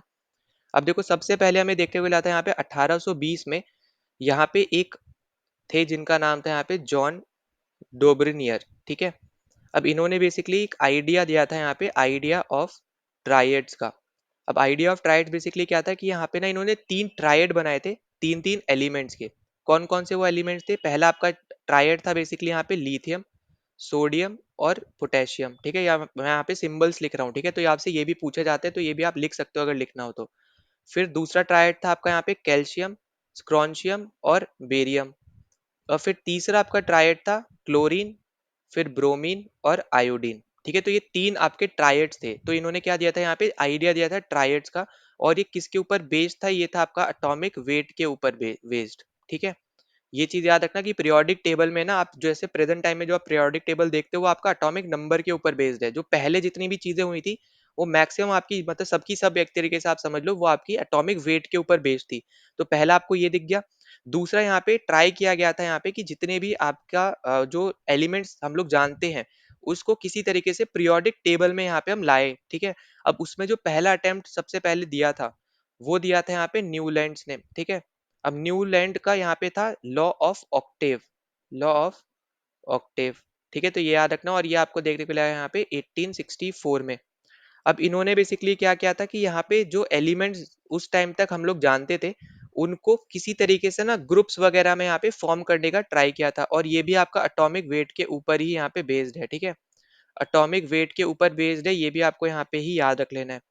अब पर यहाँ पे आपको क्या देखने को मिला था कि यहाँ पे ना जो जिस तरीके से इन्होंने बेसिकली अरेंज कर रखा था, तो इन्होंने अरेंज कर रहा था एटॉमिक वेट इंक्रीजिंग ऑर्डर में, ठीक है? जो भी आपके एलिमेंट्स उस टाइम तक नोन थे उनको एटॉमिक वेट के हिसाब से इन्होंने लगाया था, वो भी इंक्रीजिंग ऑर्डर में। तो सबसे पहले आपका सबसे कम वेट वाला एलिमेंट, फिर उससे ज्यादा उस तरीके से बता सिंपल ऑर्डर आप बोल सकते हो एक तरीके से। इस पर्टिकुलर ऑर्डर में यहाँ पे इन्होंने लगाया था। पर यहाँ पे ड्रॉबैक्स क्या हमें देखने को मिले? पहला तो हमें ड्रॉबैक देखने को मिला था यहाँ पे कि जो आपका यहाँ पे कैल्शियम आपका, क्योंकि यहाँ पे लास्ट एलिमेंट था उस टाइम तक, ठीक है? तो उसके बाद के एलिमेंट्स का क्या? ठीक है, एक तरीके से आप ऐसे समझ लो यहाँ पे सिंपल टर्म्स में कि जितने भी आपके पास एलिमेंट्स हैं, ठीक है, उनको हम क्लासिफाई नहीं कर पाए थे एक पर्टिकुलर आप बोल सकते हो यहाँ पे एटॉमिक मास के हेल्प से, ठीक है? क्योंकि कैल्शियम का आप अगर देखोगे तो यहाँ पे आपका रहेगा 40, ठीक है? एटॉमिक वेट अगर आप देखोगे तो वो आपका रहेगा यहाँ पे कितना 40। और वो हम यहाँ पे सिर्फ कर सकते हैं यहाँ पे 40 तक। तो यहाँ पे हमें क्या देखने को मिला था कि जो आपका फर्स्ट और एट्थ एलिमेंट है उनकी सेम प्रॉपर्टीज है, ठीक है? जब इन्होंने एटॉमिक वेट के हिसाब से हर एक एलिमेंट को इंक्रीजिंग ऑर्डर में लगाया तो इन्होंने क्या देखा कि फर्स्ट एलिमेंट और जो आपका एट्थ एलिमेंट है उनकी क्या है, सेम प्रॉपर्टीज है, सेम प्रॉपर्टीज है। पर ये चीज आपकी अनफॉलो हो जाती है 40 के बाद, ठीक है? तो ये सिर्फ और सिर्फ यहाँ पे 40 तक ही लागू होती है, क्या चीज? सेम प्रॉपर्टी वाला कॉन्सेप्ट कि पहला और आठवां एलिमेंट सेम रहेगा। उसी तरीके से आपका यहाँ पे जैसे नाइन्थ हो गया और फिर नाइन्थ से फिर आठवां एलिमेंट जो भी आपका रहेगा वो सेम प्रॉपर्टीज का रहेगा, ठीक है? फिर दूसरा में देखने को मिला कि उस टाइम तक कोई भी इनर्ट गैस, ठीक है, जो आपके यहाँ पे नोबल गैस वगैरह होती है, इनर्ट गैस आपकी यहाँ पे डिस्कवर नहीं हुई थी, ठीक है? डिस्कवर अब तक नहीं हुई थी। पहले आपको यहाँ पे ये दूसरा देखने को मिला। फिर तीसरा आपको क्या देखने को मिला कि यहाँ पे इन्होंने कोई भी स्पेस बीच में नहीं छोड़ी थी, ठीक है? नो स्पेस आपको देखने को मिली थी यहाँ पे इनके टेबल में कि अगर मान लो आगे जाके कोई एक ऐसा एलिमेंट आपका यहाँ पे खोजा जाता है जो किसी दो एलिमेंट के बीच में इनको एटॉमिक वेट दिखता है, तो उनके लिए उन पर्टिकुलर एलिमेंट्स के लिए उन्होंने यहाँ पे जगह नहीं छोड़ी थी, ठीक है? ये चीज आपको यहाँ पे याद रखनी है। और तीसरा यहाँ पे कि मैक्सिमम जो आपके एलिमेंट्स थे वो यहाँ पे रॉन्ग पोजीशन पे थे, ठीक है? रॉन्ग पोजीशन पे थे। और जैसे मैंने आपको बताया पहला रीजन तो आपको यहाँ पे यही याद रखना है कि जैसे पहला और आठवां सेम प्रॉपर्टीज का है पर 40 तक ही यहाँ पे लागू होता है। जो 40 आपका एटॉमिक वेट है कैल्शियम का वहां तक ही ये लागू होता है। तो पहला रीजन आपका सिर्फ यही है, ठीक है? पहला रीजन जो यहाँ पे ड्रॉबैक है एक तरीके से, ठीक। और इन्हीं के ड्रॉबैक के बाद हमें देखने को मिला था मेंडलीव का, ठीक है? जो बेसिकली आपको यहाँ पे पूछ भी रखा है और सबसे ज्यादा इसी से ही क्वेश्चन बनते हैं वैसे तो, ठीक है? तो जो मेंडलीव का आपका यहाँ पे पीरियोडिक टेबल था, तो इस यहाँ पे इनके टाइम पीरियड तक अगर हम बात करते हैं, तो देखो पहले तो याद रखना ये भी आपका एटॉमिक वेट के ऊपर बेस्ड है, ठीक है, एटॉमिक वेट के ऊपर यहाँ पे बेस्ड है। 63 एलिमेंट्स हम उस टाइम तक जानते थे, इन्होंने इन 63 एलिमेंट्स को 7 आपके पीरियड्स, ठीक है, और 8 ग्रुप्स में यहाँ पे इन्होंने डिवाइड करा, ठीक है। तो जो आपके पीरियड्स होते हैं ये बेसिकली आपके हॉरिजॉन्टल होते हैं, मतलब जो आपकी लेटी हुई लाइन होती है ना इस तरीके से, जो आपका पीरियोडिक टेबल है इस तरीके से, ठीक है। वर्टिकल आपका होता है ये खड़े हुए, ठीक है। तो ये चीज आपको यहाँ पे याद रखनी है। तो यहाँ पे जो हॉरिजॉन्टल है ये आपके हैं यहाँ पे पीरियड्स, ठीक है, हॉरिजॉन्टल। और जो ग्रुप्स हैं ये बेसिकली आपके हैं यहाँ पे वर्टिकल, वर्टिकल, ठीक है। तो आई होप क्या ये चीज आपको समझ में आ रही है। अब यहाँ पे आपको एलिमेंट पूछा है, तो आगे जाके आपको कभी ना कभी ये पीरियड्स और ग्रुप्स की नंबर भी पूछ सकता है वापस, ठीक है, क्योंकि पहले भी पूछ चुका है। फिर अगर हम यहाँ पे देखो इसके अलावा बात करें, तो यहाँ पे अगला यहाँ पे जो ड्रॉबैक रहेगा सबसे ज्यादा, तो वही वही रहेगा सेम, कि इनर्ट गैस अब तक डिस्कवर नहीं हुई है, ठीक है, डिस्कवर अब तक यहाँ पे नहीं हुई है। पर इसका एडवांटेज क्या था कि इन्होंने ना स्पेस छोड़ दी थी, ठीक है, स्पेस इन्होंने कुछ कुछ स्पेसेस वगैरह यहाँ पे गैप्स वगैरह यहाँ पे छोड़ दिए थे, ठीक है। ये इनका एडवांटेज है इस पर्टिकुलर आपके पीरियोडिक टेबल का जो इन्होंने यहाँ पे बनाया था। फिर इन्होंने यहाँ पे क्या देखा था कि यहाँ पे जो कुछ एलिमेंट्स है उनकी सेम प्रॉपर्टीज है, ठीक है। तो ये तो हम यहाँ पे पिछले में भी थोड़ा बहुत देख चुके हैं। पर जो इंपॉर्टेंट है वो याद रखना है कि इन्होंने स्पेसेस छोड़ी हैं, ठीक है। फिर ड्रॉबैक में याद रखना है कि इनर्ट गैस यहाँ पे उस टाइम तक आपकी डिस्कवर नहीं हुई थी, ये आपको यहाँ पे इंपॉर्टेंट रहेगा, जो आपको यहाँ पे याद रख लेना है। फिर अगला रहेगा यहाँ पे कि जो हाइड्रोजन की पोजीशन है वो यहाँ पे अभी भी देखोगे तो प्रेजेंट आप अगर देखते हो तो अभी भी यहाँ पे अनसर्टेन है एक तरीके से, ठीक है। तो ये भी पॉइंट आपका यहाँ पे याद रखना है। दूसरा आपको यहाँ पे याद रखना है कि उस टाइम पे आइसोटोप्स के लिए कोई भी सेपरेट पोजीशन यहाँ पे नहीं दी गई थी, ठीक है, कोई भी आपकी सेपरेट पोजीशन नहीं दी गई थी आइसोटोप्स के लिए, ये आपको यहाँ पे याद रख लेना है। फिर अगला पॉइंट आपको यहाँ पे जो इंपॉर्टेंट है, जो आपको यहाँ पे याद रखना है, वो है रहेगा आपका यहाँ पे कि हम किस तरीके से एलिमेंट्स को लिखते हैं, ठीक है। तो हम लोग देखो यहाँ पे एक्स आपका हो गया यहाँ पे एलिमेंट का जो भी आपका सिंबल है, ठीक है, जैसे आयोडीन का आई है, सोडियम का Na है, तो एक्स मैं यहाँ पे बस एक आइडिया दे रहा हूँ कि एक्स की जगह आपको वो एलिमेंट का सिंबल लिखना है। फिर ऊपर हम लिखते हैं यहाँ पे ए और नीचे लिखते हैं जेड। अब देखो ए क्या है, ए हम बेसिकली यहाँ पे डिनोट करते हैं यहाँ पे मास नंबर को, ठीक है, मास नंबर हम बेसिकली ऊपर लिखेंगे जिसको हम ए से डिनोट करते हैं। और जेड से हम लोग बेसिकली बताते हैं यहाँ पे एटॉमिक नंबर। तो इसका कहने का मतलब हो गया कि एटॉमिक नंबर को हम जेड से डिनोट करते हैं, मास नंबर को हम ए से डिनोट करते हैं, और ये आप यहाँ पे कुछ इस तरीके से आप यहाँ पे लिखते हो, ठीक है। अब यहाँ पे अगर हम इससे रिलेटेड आगे बात करते हैं, तो देखो यहाँ पे जो इंपॉर्टेंट रहेगा यहाँ पे, अब वो आ जाते हैं यहाँ पे मोस्ले, जिसका जो पीरियोडिक टेबल हम अभी भी प्रेजेंट टाइम में यूज करते हैं वो है आपके यहाँ पे मोस्ले, ठीक है। तो यहाँ पे ये चीज याद रखना। और एक सेकेंड, ये टेबल होगा यहाँ पे, ठीक है, लॉ लिख दिया मैंने, मेंडलीव पीरियोडिक टेबल, वही सेम आपका यहाँ पे भी हो जाएगा टेबल, ठीक है। अब ये है आपका, इन्होंने क्या किया था कि 18 ग्रुप्स बनाए थे और आपके यहाँ पे 7 पीरियड्स बनाए थे, ठीक है। तो ये भी आपको पूछा जा सकता है। और टोटल एलिमेंट्स कितने थे यहाँ पे, 118 एलिमेंट्स यहाँ पे हैं, ठीक। फिर उसके बाद कि ये एटॉमिक नंबर के ऊपर बेस्ड है, जैसे मैंने आपको पहले ही बोला था कि यहाँ पे प्रेजेंट टाइम का अगर आप देखोगे तो जो आपका पीरियोडिक टेबल है वो एटॉमिक नंबर के ऊपर बेस्ड है, ना कि एटॉमिक वेट के ऊपर, ठीक है। तो ये सब चीजें आपको बस यहाँ पे याद रख लेनी है, ऐसा और ज्यादा इंपॉर्टेंट यहाँ पे कुछ रहेगा नहीं। और बाकी तो आपका यहाँ पे आपको पता ही है, जो आपके लेंटेनॉइड्स एक्टिनॉइड्स जो आपकी सीरीज है उसके यहाँ पे सेपरेट पोजीशन दे रखी है, पर उनकी पोजीशन क्लियर नहीं है। तो ये आपका एक ड्रॉबैक है, ठीक है, मोजले का। फिर वापस से वही आपका रहेगा यहाँ पे कि जो हाइड्रोजन वगैरह है उसका एक ड्रॉबैक रहेगा आपका आइसोटोप्स और आइसोबार्स की जो पोजीशन है वो आपका ठीक ठाक रहेगा, आपको देखने को मिलेगा। फिर नेक्स्ट चीज आपको देखने को मिलेगी कि यहाँ पे हीलियम जो है वो आपकी एक इनर्ट गैस है, ठीक है। तो उसका कन्फिग्रेशन जो है वो बाकी इनर्ट गैसेस से अलग है। तो इतना ज़्यादा हम चलो यहाँ पे डीप में नहीं जाते, वरना आपको यहाँ पे कंफ्यूजन होगी, तो हम अगले कुछ क्वेश्चन में देख लेंगे जब भी हम लोग यहाँ पे करेंगे इससे रिलेटेड। पर अभी के लिए इतना याद रख लो कि जो पीरियोडिक टेबल से रिलेटेड अगर आपसे कुछ क्वेश्चन पूछता है तो वो इन्हीं सब से यहाँ पे पूछेगा, और जो भी पूछेगा आप और यहाँ पे आने वाले टाइम पे जो क्वेश्चन करेंगे तो उसके साथ कवर करते रहेंगे, ठीक है। तो यहाँ पे ये चारों चीजें आपको यहाँ पे याद रखनी है, जॉन डोबनियर का भी, न्यूलैंड का, फिर आपका यहाँ पे मेंडलीव का, और फिर मोस्ले का, ठीक है। चारों चीजें आपको यहाँ पे याद रखनी है। 63 एलिमेंट्स आपका यहाँ पे आंसर था। अगले क्वेश्चन में आपसे यहाँ पे पूछा जा रहा है कि लाउडनेस ऑफ साउंड हम यहाँ पे कौन सी एसआई यूनिट या फिर आप बोलो यूनिट में हम मेजर करते हैं। अब देखो यहाँ पे जो आपका लाउडनेस ऑफ साउंड है इसका मतलब है कि कितनी तेज आवाज है वो बेसिकली हम किस यूनिट में आपके यहाँ पे मेजर की जाती है, ये आपसे पूछ रहा है। तो राइट आंसर होगा यहाँ पे डेसिबल। तो आपको कंप्लीटली यहाँ पे डेसिबल भी लिखा हुआ दिख सकता है या फिर आपको ये सिंबल भी दिख सकता है डीबी, ठीक है। तो ये याद रख लेना। इसके अलावा यहाँ पे जो हर्ट्स आपको दे रखा है ये भी आपसे पूछता है, तो याद रखना ये आपकी फ्रीक्वेंसी की एसआई यूनिट होती है, ठीक है। और फ्रीक्वेंसी को हम लोग किस और तरीके से लिखते हैं, तो ये हम लोग लिखते हैं 1 अपॉन टाइम पीरियड, पहले भी मैं आपको यहाँ पे ये बता चुका हूँ, ठीक है। और यहाँ पे 1 अपॉन जब टाइम पीरियड हुआ तो इसका मतलब क्या हो गया, यहाँ पे ये हो गया आपका 1 अपॉन सेकेंड, क्योंकि टाइम की आपके ऐसा यूनिट होती है यहाँ पे सेकेंड, ठीक है। तो टाइम की होती है सेकंड, तो यहाँ पे फ्रीक्वेंसी क्या हो जाएगा 1 अपॉन सेकेंड। अब इसी को ही 1 अपॉन सेकेंड को आप लिख सकते हो यहाँ पे सेकेंड इनवर्स या फिर सेकेंड माइनस वन, है ना। इस तरीके से आप मैथ्स में भी पढ़ते होगे, तो यही आपको यहाँ पे याद रखना है, ठीक है। अब कुछ और जो आपके यहाँ पे ऐसा यूनिट है जो आपसे पूछी जाती है, उनको थोड़ा डिस्कस कर लेते हैं। जैसे आपसे पूछता है यहाँ पे फोर्स और वेट की, ठीक है। तो यहाँ पे याद रखना दोनों की आपकी ऐसा यूनिट सिमिलर होती है, वो है आपकी यहाँ पे न्यूटन। और न्यूटन को हम लोग लिखते हैं कैपिटल एन से डिनोट करते हैं। इसी के अगर ऐसा यूनिट के फॉर्म में अगर आपसे पूछता है तो वो आपका रहेगा यहाँ पे केजी मीटर पर सेकेंड स्क्वायर, ठीक है। जो आपका यहाँ पे एसआई बेस्ड सिस्टम होता है, तो वो आपका रहेगा यहाँ पे उस तरीके से अगर हम लिखें न्यूटन को, तो वो आपका रहेगा केजी मीटर पर सेकेंड स्क्वायर। ये आपको यहाँ पे याद रख लेना है। इसके अलावा आपसे यहाँ पे पूछता है इलेक्ट्रिक चार्ज का, तो देखो इलेक्ट्रिक चार्ज की यहाँ पे जो आपकी एसआई यूनिट है ये आपकी रहने वाली है यहाँ पे कूलम, ठीक है। इसको हम लोग लिखते हैं कैपिटल सी से। फिर अगला आपसे जहाँ पे जो जनरली पूछा जाता है वो है आपका यहाँ पे इलेक्ट्रिक पोटेंशियल। अब जो आपका इलेक्ट्रिक पोटेंशियल है इसी को हम लोग बोलते हैं वोल्टेज, ठीक है। और इसकी ऐसा यूनिट है आपकी यहाँ पे वोल्ट, तो ये भी आपको यहाँ पे याद रख लेनी है। फिर नेक्स्ट आपके यहाँ पे दो एक जैसे आपको थोड़ी दिखेंगी, एक है आपका जैसे यहाँ पे इंडक्टेंस, ठीक है, पर प्रॉपर्टी में एकदम अलग आपको देखने को मिलेंगी। और दूसरा आपका यहाँ पे कैपेसिटेंस। तो इंडक्टेंस की आपकी यहाँ पे जो ऐसा यूनिट है ये है आपकी यहाँ पे हेनरी, एच से यहाँ पे डिनोट करते हैं।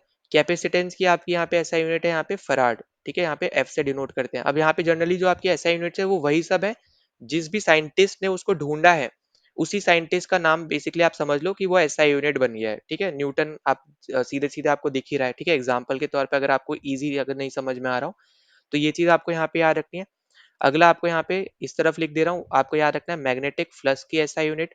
तो मैग्नेटिक फ्लक्स की आपकी रहती है यहाँ पे वेबर, ठीक है, जिसको हम डब्ल्यू बी से डिनोट करते हैं। ये आपको यहाँ पे याद रख लेना है। तो ये भी आपका यहाँ पे इंपॉर्टेंट पॉइंट है, ये सब याद रखना। अगले पेज पे चलते हैं और कुछ यहाँ पे थोड़ा डिस्कस कर लेते हैं। तो देखो अगला आपको यहाँ पे और क्या याद रखना है, तो एक आपको यहाँ पे याद रखना है रेजिस्टेंस, ठीक है। रेजिस्टेंस आपसे पूछ सकता है, तो इसकी आपकी ऐसा यूनिट होती है यहाँ पे ओम। इसको हम लोग यहाँ पे इस तरीके से भी लिखते हैं, ठीक है। ये आपको यहाँ पे याद रखना है। फिर नेक्स्ट आपको यहाँ पे जो याद रखना है इंपॉर्टेंट जो है, वो आपके लिए यहाँ पे रहेगा एनर्जी, एनर्जी, वर्क और आपका यहाँ पे हीट, ठीक है। तीनों की एक ही ऐसा यूनिट होती है और वो है आपकी यहाँ पे जूल। हम कैपिटल जे से इसको डिनोट करते हैं, ये भी आपको यहाँ पे याद रखना है। फिर आपसे देखो पावर पूछ सकता है, तो पावर की ऐसा यूनिट होती है यहाँ पे वॉट, ठीक है। अब यहाँ पे ये अलग पावर है। अगर पावर ऑफ लेंस पूछे, पावर ऑफ लेंस अगर आपसे पूछता है, तो वो आपका होता है यहाँ पे डायोप्टर, ठीक है, डायोप्टर। तो वो आपका होता है यहाँ पे कैपिटल डी, वो अलग है, ठीक है। तो यहाँ पे उससे कंफ्यूज मत होना। और ये आपको यहाँ पे पहले बता चुका 1/f होता है, 1/फोकल लेंथ, ठीक है। और पावर्स आपको अगर दो लेंस दे रखे हैं, दो को अगर आपकी पावर पूछ रहा है दोनों को मिला के, तो बेसिकली उसको आपको प्लस करना होता है, ठीक है। तो ये चीज आपको यहाँ पे इंपॉर्टेंट है, जो आपको सब यहाँ पे याद रख लेने। इसके अलावा आपसे पूछता है यहाँ पे रेडियो एक्टिविटी, रेडियो एक्टिविटी की एसआई यूनिट। तो जिसने इसको ढूंढा वही आपको यहाँ पे याद रखना है, यहाँ पे बैक्वेरल, ठीक है। बैक्वेरल यहाँ पे रहेगी एसआई यूनिट, बी और क्यू आपका यहाँ पे सिंबल रहेगा। फिर अगर हम देखें एंगल की एसआई यूनिट, क्योंकि अगर आप मैथ्स पढ़ोगे तो मैथ्स में तो आपको पता ही होगा, यहाँ पे एंगल की जो एसआई यूनिट होती है वो बेसिकली यहाँ पे रेडियन होती है, ठीक है। और इसको हम यहाँ पे आर ए डी से हम लोग यहाँ पे डिनोट करते हैं, ठीक है। तो यहाँ पे इतने एटलीस्ट आपको यहाँ पे ये चीजें पता होनी चाहिए, यहाँ से आपसे क्वेश्चन जरूर यहाँ पे बन सकते हैं, ठीक है। फिर अगर हम यहाँ पे देखो इससे रिलेटेड, तो अगर और भी कोई चीज आएगी तो हम आगे अगले क्वेश्चंस में हम लोग यहाँ पे डिस्कस कर लेंगे। पर अभी के लिए जितना मैंने आपको यहाँ पे इस क्वेश्चन में बताया, ये सब आपको यहाँ पे याद रख लेना है। ये सब आपके लिए यहाँ पे इंपॉर्टेंट है एग्जाम पॉइंट ऑफ व्यू से, क्योंकि फिजिक्स से ऐसा क्वेश्चन नहीं देखने को मिलेंगे आपको यहाँ पे। Generally direct formula based question देखने को मिलेंगे, या फिर एसआई यूनिट बेस्ड क्वेश्चन देखने को मिलेंगे, या फिर मिरर वाला क्वेश्चन देखने को मिलेगा। तो वो भी हम आगे डिस्कस कर लेंगे, ठीक है। अभी के लिए एसआई यूनिट आप इतनी एटलीस्ट आप यहाँ पे याद रख लो, ठीक है ना। अगले क्वेश्चन पे चलते हैं। अगला क्वेश्चन देखो बहुत सिंपल सा क्वेश्चन है। तो यहाँ पे आपसे पूछा है कि आरबीआई जो है यहाँ पे इसका फंक्शन क्या है। अब देखो यहाँ पे मैंने पिछले पार्ट में आपको यहाँ पे जो जो इंपॉर्टेंट आपके यहाँ पे फाइनेंशियल इंस्टीट्यूशंस थे, ठीक है, जैसे नबार्ड था आपका, आरबीआई था, सेबी था, सिडबी था, सबके बारे में हमने यहाँ पे डिस्कशन किया था, ठीक है। तो हमने वहाँ पे क्या देखा था कि जो आपका आरबीआई था ये आपका 1935 में बना था कलकत्ता में, है ना। तो यहाँ पे आपका 1935 में बना था कलकत्ता में, पर अभी अगर आप देखोगे प्रेजेंट में यहाँ पे इसका जो हेड ऑफिस है या फिर हेड क्वार्टर है, ये आपका कहाँ है, यहाँ पे ये है मुंबई में, ठीक है। तो यहाँ पे ये याद रखना। और यहाँ पे जो कमीशन था वो भी हमने यहाँ पे डिस्कस किया था, वो था आपका यहाँ पे Hilton young commission, Hilton young commission. ठीक है, तो ये सब चीज़ हम लोग यहाँ पे डिस्कस कर चुके थे और भी हमने यहाँ पे डिस्कशन किया था। नहीं देखा है पिछला पार्ट तो देख लेना, वापस से मैं यहाँ पे बोल रहा हूँ। ठीक है, अब देखो यहाँ पे इसके फंक्शंस के बारे में जब हम बात करते हैं, तो जो आपका यहाँ पे दोनों ऑप्शन जो दे रखे हैं, सबसे पहले आपको दे रखा है इशूइंग ऑफ करेंसी, कि जो यहाँ पे ये आरबीआई है यही यहाँ पे करेंसी को इशू करता है। तो ऑब्वियस ही बात है, एकदम करेक्ट है, क्योंकि अगर आप देखो कोई भी आपका जो नोट है, उस पे आपको जो आरबीआई के गवर्नर है ना, उनका सिग्नेचर आपको यहाँ पे देखने को मिलेगा। ठीक है, तो ये आपको यहाँ पे याद रखना है। 1 रुपी नोट को अगर हम हटा दें साइड में तो ठीक है, 1 रुपी का नोट वैसे भी आपको यहाँ पे नहीं मिलता है, पर हम बाकी केसेस में हम यहाँ पे बात कर रहे हैं, नोट में बात कर रहा हूँ मैं। ठीक है, जो आपकी सिक्के हैं वो अलग चीज है। तो यहाँ पे याद रखना कि करेंसी यहाँ पे इशू कौन करता है, यहाँ पे आरबीआई करता है। ठीक है, और यहाँ पे जो आपका आपको दे रखा है लेंडर ऑफ लास्ट रिजॉर्ट, इसका मतलब क्या है कहने का, कि अगर मान लो जो आपके फाइनेंशियल इंस्टीट्यूशंस है या फिर जो भी आपकी बैंक्स वगैरह है, कमर्शियल बैंक है, जैसे एचडीएफसी है, आईसीआईसीआई है, एक्सिस है, आपका एसबीआई है, कोई भी आपकी बैंक है, ठीक है, अगर मान लो उनके पास कभी भी रुपए की शॉर्टेज होती है, तो वो लोन कहाँ से लेंगे? वो लोन लेते हैं आरबीआई से। ठीक है, याद रखना, हम लोग तो बैंक से लोन ले रहे हैं, हम डायरेक्ट आरबीआई से थोड़ी लोन लेते हैं, पर बैंक भी आपके लोन लेते हैं, ये बात भी आपको जाननी है। ठीक है, तो जो बैंक लोन लेते हैं वो आपके आरबीआई से लेते हैं। ठीक है, और उस टर्म को क्या बोलते हैं वो सब हम आगे डिस्कस करेंगे। जितना आपको यहाँ पे क्वेश्चन में दे रखा है वही हम यहाँ पे सिंपल डिस्कस करने वाले हैं। ठीक है, तो यहाँ पे याद रखना कि यहाँ पे जो दे रखा है लेंडर ऑफ लास्ट रिसोर्ट, इसका सिंपल सा मतलब है कि जो भी आपके फाइनेंशियल इंस्टीट्यूशन है या जो भी आपकी बैंक्स हैं, उनको कभी भी अगर रुपए की जरूरत हुई तो उनको कौन रुपए देगा यहाँ पे, अगर उनको कहीं और से रुपए नहीं मिलते हैं तो वो आपका देगा आरबीआई। तो इसलिए हम इसको यहाँ पे लेंडर ऑफ लास्ट रिसोर्ट भी बोलते हैं। ठीक है, और ये आपके जो क्वेश्चन है ये आपके दूसरे एग्जाम्स में भी आया हुआ है,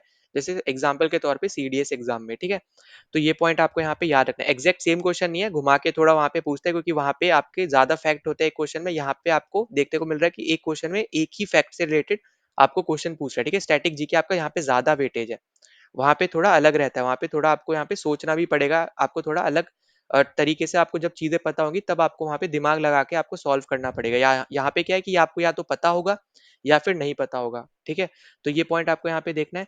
अब यहाँ पे ये दोनों करेक्ट हो गए, तो हमारा हमसे क्या पूछ रहा है कि कौन सा है। ठीक है, कौन सा है, तो यहाँ पे अपना राइट आंसर हो जाएगा यहाँ पे सेकंड ऑप्शन, बोथ 1 और 2 दोनों ही आपके रहेंगे। इसके अलावा देखो यहाँ पे बैंक नोट्स के बारे में जैसे हमने बात करी, तो यहाँ पे याद रख लेना बैंक नोट के रिलेटेड कुछ भी चीज होगी सब आपके यहाँ पे आरबीआई देखेगा।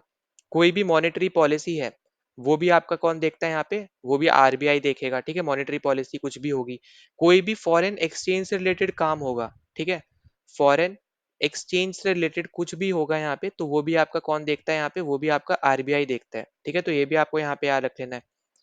तो यहाँ पे देखो इंपॉर्टेंट चीजें हैं जो आपको यहाँ पे समझनी है। उसके अलावा जो आपका डेवलपमेंट आप देखते हो, ठीक है, या फिर आप जो भी सुनते हो, तो जो रुपए आते हैं, है ना, जो आप यहाँ पे कोई भी नेशनल प्रोजेक्ट यहाँ पे आपके चल रहे होते हैं, तो उसको फंड कौन करता है, वो आपका आरबीआई करता है। ठीक है, तो डेवलपमेंट के केस में भी जो फंड आप कर रहा है यहाँ पे, वो आपका क्या है यहाँ पे, वो आपका आरबीआई ही है। ठीक है, तो ये इंपॉर्टेंट चीजें हैं जो आपको यहाँ पे याद रख लेनी है। बाकी सबसे ज्यादा इंपॉर्टेंट जो आपकी स्टेटमेंट है वो है आपकी दूसरे नंबर की स्टेटमेंट, जो आपको इसी क्वेश्चन में दे रखी है, क्योंकि उसमें ही आपके ज्यादा से ज्यादा लोग कंफ्यूज होते हैं। क्योंकि इशूइंग ऑफ करेंसी तो हर एक को यहाँ पे पता होगा, ठीक है, क्योंकि आप आईसीआईसीआई में जाओगे तो ऐसा नहीं कि वो वहां पे बैठ के छाप रहेंगे नोट, नहीं, नोट आपके यहाँ पे आरबीआई दे रहा है। ठीक है, आप जो बैंक है वो बेसिकली किस लिए है कि आप यहाँ पे रुपए उनको सबमिट करो, या फिर आप बोलो कि अपने रुपए आप सही तरीके से वहां पे आप जमा करके रख सको। ठीक है, सेफ रहे वो रुपए, है ना, और साथ ही साथ आपको जब लोन लेना हो तो वो आपको बैंक वो भी चीज आपको सर्विस प्रोवाइड करती है।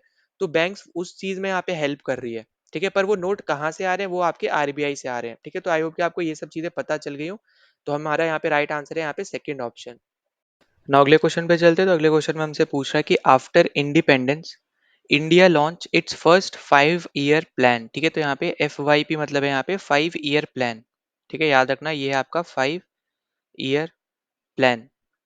और पहला वाला आपका यहाँ पे 1951 में ही लॉन्च हुआ था, तो ये फैक्ट आपको क्वेश्चन में ही दे रखा है, तो ये तो आपको यहाँ पे याद ही रखना है। ठीक है, आगे आपसे ये भी पूछा जा सकता है कि पहला 5 ईयर प्लान कौन से ईयर में लॉन्च हुआ था या फिर कब आया था। ठीक है, तो ये याद रखना। फिर आपसे बोल रहा है कि under dash influence of first PM Nehru.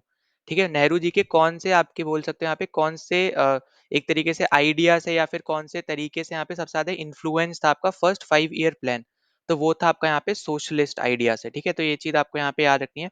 अब देखो इस क्वेश्चन में आपको जो आपको दे रखा है यहाँ पे 5 ईयर प्लान, ठीक है, अब ये पूरे टॉपिक को हम इस पर्टिकुलर क्वेश्चन में डिस्कस कर लेते हैं। तो हो सकता है यहाँ पे कि ये वाले क्वेश्चन का एक्सप्लेनेशन थोड़ा बड़ा हो जाए, पर यहाँ पे आपको बहुत ध्यान से सुनना है जो भी मैं आपको यहाँ पे बोल रहा हूँ, क्योंकि इसके बाद यहाँ पे जो वाला टॉपिक है 5 ईयर प्लान, ये मैं वापस से रिपीट नहीं करूंगा। ठीक है, अगर आपका यहाँ पे कोई और सेपरेट क्वेश्चन आया होगा डिफरेंट, तो बस हम उसके रिस्पेक्ट में बात करेंगे, पर यहाँ पे जो मैं पूरा आपको समझा रहा हूँ वो हम वापस अब यहाँ पे डिस्कस नहीं करेंगे, ठीक है। तो देखो सबसे पहला आपको यहाँ पे दे रखा है फर्स्ट 5 ईयर प्लान। तो पहला वाला आपका आया था यहाँ पे 1951 में और ये चला था आपका 1956 तक, ठीक है, ईयर याद रख लेना। फिर दूसरा आपको यहाँ पे क्या याद रखना है, इसको हम लोग बोलते हैं हेरोल्ड डोमर मॉडल, ठीक है, मतलब यहाँ पे इसके इस पर्टिकुलर मॉडल के ऊपर ये आपका पहला वाला जो 5 ईयर प्लान है ये बेस्ड है। फिर इसके अंदर आपको 3 डैम्स आपको बनते हुए नजर आए थे, ठीक है, मतलब 3 डैम्स इसके अंदर बने थे। कौन कौन से डैम थे? तो पहला था आपका यहाँ पे भागरा नंगल डैम, ठीक है, भागरा नंगल डैम। और ये आपका पड़ता है यहाँ पे हिमाचल प्रदेश पंजाब के बॉर्डर पे, सतलुज रिवर पे है ये, ठीक है, ये चीज आपको यहाँ पे याद रखनी है। दूसरा है आपका यहाँ पे हीराकुंड डैम, ठीक है, हीराकुंड डैम, जो आपका उड़ीसा में पड़ता है। और कहाँ पे है ये? महानदी पे, ठीक है, महानदी पे, ठीक है। और ये आपका हिमाचल प्रदेश पंजाब बॉर्डर आप एक तरीके से आप बोल सकते हो, ठीक है। फिर तीसरा आपका यहाँ पे डैम था नागार्जुना डैम, ठीक है, नागार्जुना डैम। और ये कहाँ पे है? तो ये है आपका तेलंगाना में। और ये कौन से रिवर पे है? तो ये है आपका कृष्णा रिवर पे, ठीक है। तो पहले तो आपको यही चीज याद रख ली ना, जो जो मैं आपको यहाँ पे बता रहा हूँ। तो 3 डैम आपको दिख गए। फिर यहाँ पे इसी के अंदर 5 IITs भी बनी है, ठीक है, जो हम प्रेजेंट टाइम में देखते हैं ना IIT। तो उसके बारे में अगर हम बात करें कौन कौन सी बनी है, तो पहली आपकी थी यहाँ पे IIT खड़गपुर, ठीक है। तो ये चीज आपको यहाँ पे याद रखनी है, ये है आपकी IIT खड़गपुर। दूसरी है आपकी यहाँ पे IIT बॉम्बे। फिर तीसरा बना था आपका यहाँ पे IIT मद्रास। फोर्थ है आपका यहाँ पे IIT कानपुर। और फिफ्थ आपकी इसके अंदर बनी थी यहाँ पे IIT दिल्ली, ठीक है। अब ईयर भी अगर आपसे पूछ ले, 1951, 1958 में बॉम्बे, फिर 1959 में आपका मद्रास, कानपुर था आपका 1959 में, और दिल्ली था आपका 1961 में, ठीक है। तो ईयर भी याद रख लेना, कौन सी 5 बनी थी ये भी आपको यहाँ पे याद रख लेना, इंपॉर्टेंट है, ठीक है। अब देखो इसके अलावा आपको यहाँ पे देखने को मिला कि आपके यहाँ पे यूजीसी कमीशन आपका बना, ठीक है। यूजीसी मतलब बना, यूजीसी मतलब क्या है यहाँ पे? यूनिवर्सिटी ग्रांट कमीशन, ठीक है, यूनिवर्सिटी ग्रांट कमीशन, ठीक है। तो ये भी पॉइंट आपको यहाँ पे याद रख लेना है। फिर नेक्स्ट पॉइंट आपको यहाँ पे याद रखना है कि इसका जो फोकस था इसका एग्रीकल्चर, एग्रीकल्चर, ठीक है, फोकस इसका था एग्रीकल्चर। टारगेट क्या गया था यहाँ पे कि हम लोग अचीव करेंगे यहाँ पे 2.1%, पर हमने अचीव कितना किया था असली में हमने यहाँ पे? तो वो हमने अचीव किया था 3.6%, मतलब ज्यादा हमने अचीव किया था, ठीक है। पहला आपका हो गया यहाँ पे, ये जो मैंने आपको पूरा बताया इसको सब कुछ अच्छे से यहाँ पे देख लेना है। अच्छा, यहाँ पे शुरू इससे भी पहले जो 2-3 चीजें वो याद रख लेना, कि अगर हम यहाँ पे बात करते हैं कि फादर ऑफ 5 ईयर प्लान, ठीक है, फादर ऑफ 5 ईयर प्लान की अगर हम बात करें, तो यहाँ पे याद रखना इनको हम बोलते हैं यहाँ पे जोसेफ स्टैलिन, ठीक है, जोसेफ स्टैलिन, जो कि बेसिकली यूएसएसआर के थे, ठीक है। तो इन्होंने 1928 से यहाँ पे ये चीज शुरू करी थी, यहाँ पे ये चीज हुई थी। और अगर आपसे पूछे कि 5 ईयर प्लान का जो कॉन्सेप्ट हमने कौन से कंट्री से लिया है, तो ऑब्वियस सी बात है वो आपका रहेगा यहाँ, तो रशिया देगा ऑप्शन में, या फिर आपको यूएसएसआर दे सकता है ऑप्शन में, ठीक है। तो याद रखना, अगर आपसे यहाँ पे सोर्स के बारे में पूछता है 5 ईयर प्लान का, तो वो रशिया या फिर यूएसएसआर आपको देगा, वो आपको यहाँ पे याद रख लेना है, ठीक।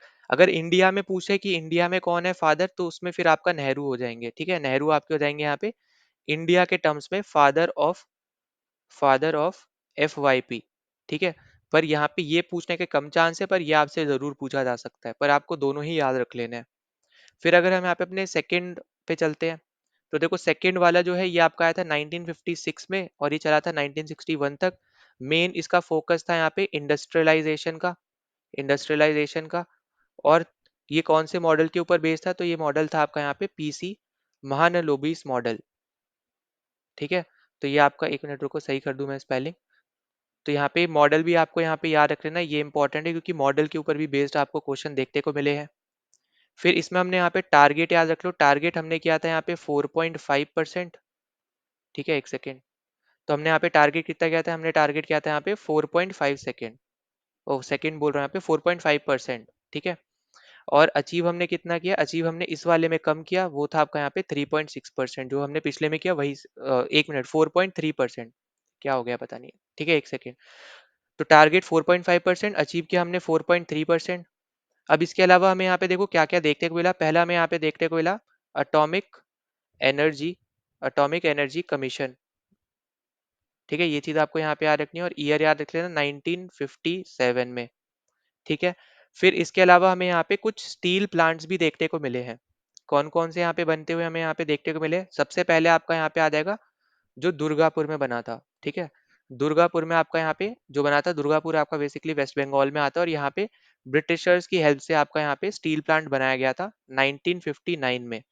ठीक है, इसके अलावा आपका यहाँ पे आ जाएगा रौरकेला। ठीक है, रौरकेला जो कि बेसिकली आपका उड़ीसा में है, ये आपको यहाँ पे याद रखते हैं। और इसमें यहाँ पे जो बना था, ये बना हेल्प करी थी यहाँ पे जर्मनी ने। ठीक, और ये भी था आपका 1959 में। फिर अगला आपको यहाँ पे देखने को मिला है यहाँ पे भिलाई। ठीक है, भिलाई, और ये आपका यहाँ पे रशिया ने हेल्प करी है। और ये आपका बना है यहाँ पे 1955 में। ठीक है, तो ये तीन चीजें आपको यहाँ पे जो है यहाँ पे याद रख लेनी है, इंपॉर्टेंट चीजें हैं, तो आपको यहाँ पे बिल्कुल भी भूलनी नहीं है। ठीक है, रशिया ने यहाँ पे हेल्प करी है, ये चीज याद रखना। और ये है कहाँ पे? तो ये आपका है छत्तीसगढ़ में। ठीक है, CH लिख रहा हूँ तो चंडीगढ़ मत समझना, छत्तीसगढ़ लिख रहा हूँ मैं। ठीक है, और यहाँ पे ये आपका बना है बेसिकली यहाँ पे 1955 में। ठीक, एक और है आपका यहाँ पे, चलो मैं यहीं पे लिखवा दे रहा हूँ, पर इसको अलग से यहाँ पे याद रख लेना। वो है आपका बोकारो में, ये है आपका झारखंड में। और ये आपका बना है 1965 में, और ये भी यहाँ पे रशिया ने ही हेल्प करी है। ठीक, तो ये आपको यहाँ पे याद रखना। और जो ये आपका भिलाई वाला जो है, जो स्टील प्लांट है, ये बेसिकली सबसे बड़ा प्रोड्यूसर और सप्लायर है आपके यहाँ पे इंडियन रेलवेज का। ठीक है, तो रेलवेज का इंडियन रेलवेज का सबसे बड़ा यहाँ पे क्या है, ये सप्लायर है। ठीक है, और लार्जेस्ट प्रोड्यूसर है, ये भी आपको यहाँ पे याद रख लेना है। ठीक है, तो ये हमारा हो गया यहाँ पे दूसरा मॉडल, मतलब दूसरा आपका 5 ईयर प्लान। अब आपका थर्ड जो 5 ईयर प्लान है, ये आपका है 1961 से लेके 1966 तक। टारगेट की बात करें तो टारगेट इसमें था यहाँ पे 5.6%।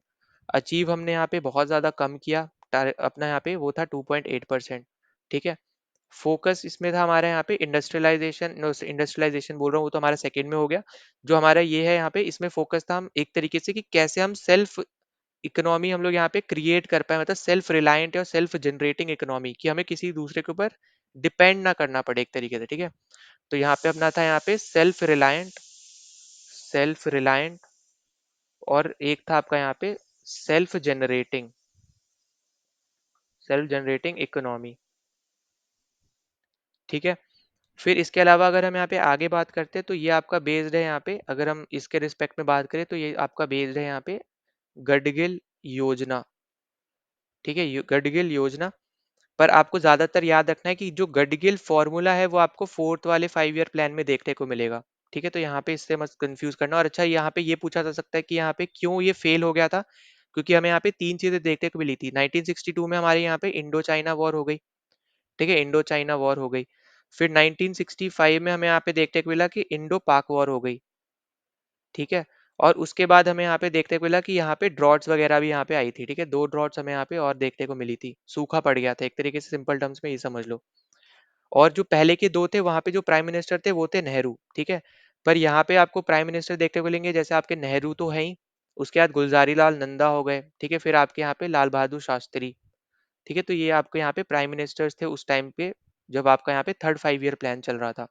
तो ये आई होप कि आपको ये चीज भी समझ में आ गई होगी। ठीक है, फिर अगर हम यहाँ पे आगे बात करते हैं, तो इसके बाद हमें ना 1966 से लेके 1969 तक हमें यहाँ पे देखते हुए मिला प्लान हॉलीडेज। तो ये भी पॉइंट आपको यहाँ पे याद रखना है कि प्लान हॉलीडेज हमें यहाँ पे कब देखने को मिले हैं। नाउ फिर हम आगे बात करें तो यहाँ पे हमें फोर्थ प्लान पे चलते हैं। ठीक है, फोर्थ 5 ईयर प्लान। तो फोर्थ वाला हमारा वो आया था यहाँ पे 1969 से लेके 1974, और इस पे फोकस किया गया था यहाँ पे वेल्थ से रिलेटेड। ठीक है, और आपके यहाँ पे बैंक्स वगैरह से रिलेटेड। ठीक, तो ये चीज आपको यहाँ पे याद रखनी है, ये भी आपसे यहाँ पे पूछा जा सकता है।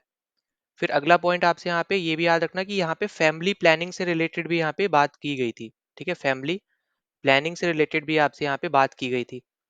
अब यहाँ पे इस टाइम पे जो आपकी पीएम थी वो थी आपकी यहाँ पे इंदिरा गांधी। ठीक है, आईजी लिख रहा हूँ, इंदिरा गांधी आप यहाँ पे समझ जाना। टारगेट था यहाँ पे 5.6 का, और हम अचीव कर पाए थे यहाँ पे 3.3। ठीक है, 3.3। फिर यहीं पे ही हमें देखने को मिला है ग्रीन रेवोल्यूशन। ग्रीन रेवोल्यूशन फिर इसके अलावा हमें यहाँ पे देखने को मिला कि जो हमारी यहाँ पे और एक्स्ट्रा यहाँ पे बैंक्स थी, उन सब का यहाँ पे नेशनलाइजेशन यहाँ पे हुआ। ठीक है, नेशनलाइजेशन हमें यहाँ पे देखने को मिला यहाँ पे बैंक्स का। तो ये भी पॉइंट आपको यहाँ पे याद रख लेना है। फिर हम बात कर लेते हैं यहाँ पे फोर्थ हो गया हमारा फिफ्थ की। तो फिफ्थ हमारा यहाँ पे 1974 और 1978। ठीक है, ये आपका बेस्ड है यहाँ पे डीपी ढार मॉडल पे, डीपी ढार मॉडल। और इसके अलावा आपको यहाँ पे और क्या याद रखना है, तो यहाँ पे जो मेन फोकस था, अब यहाँ पे मेन फोकस जैसे आपका हो गया यहाँ पे एम्प्लॉयमेंट। ठीक है, एम्प्लॉयमेंट मेन फोकस है आपका, यहाँ पे जस्टिस मेन फोकस है, पॉवर्टी आपका यहाँ पे मेन फोकस है। ठीक, फिर आपका यहाँ पे एग्रीकल्चर है मेन फोकस। एग्रीकल्चर के अलावा आपका जैसे डिफेंस था, तो डिफेंस आपका हो गया मेन फोकस।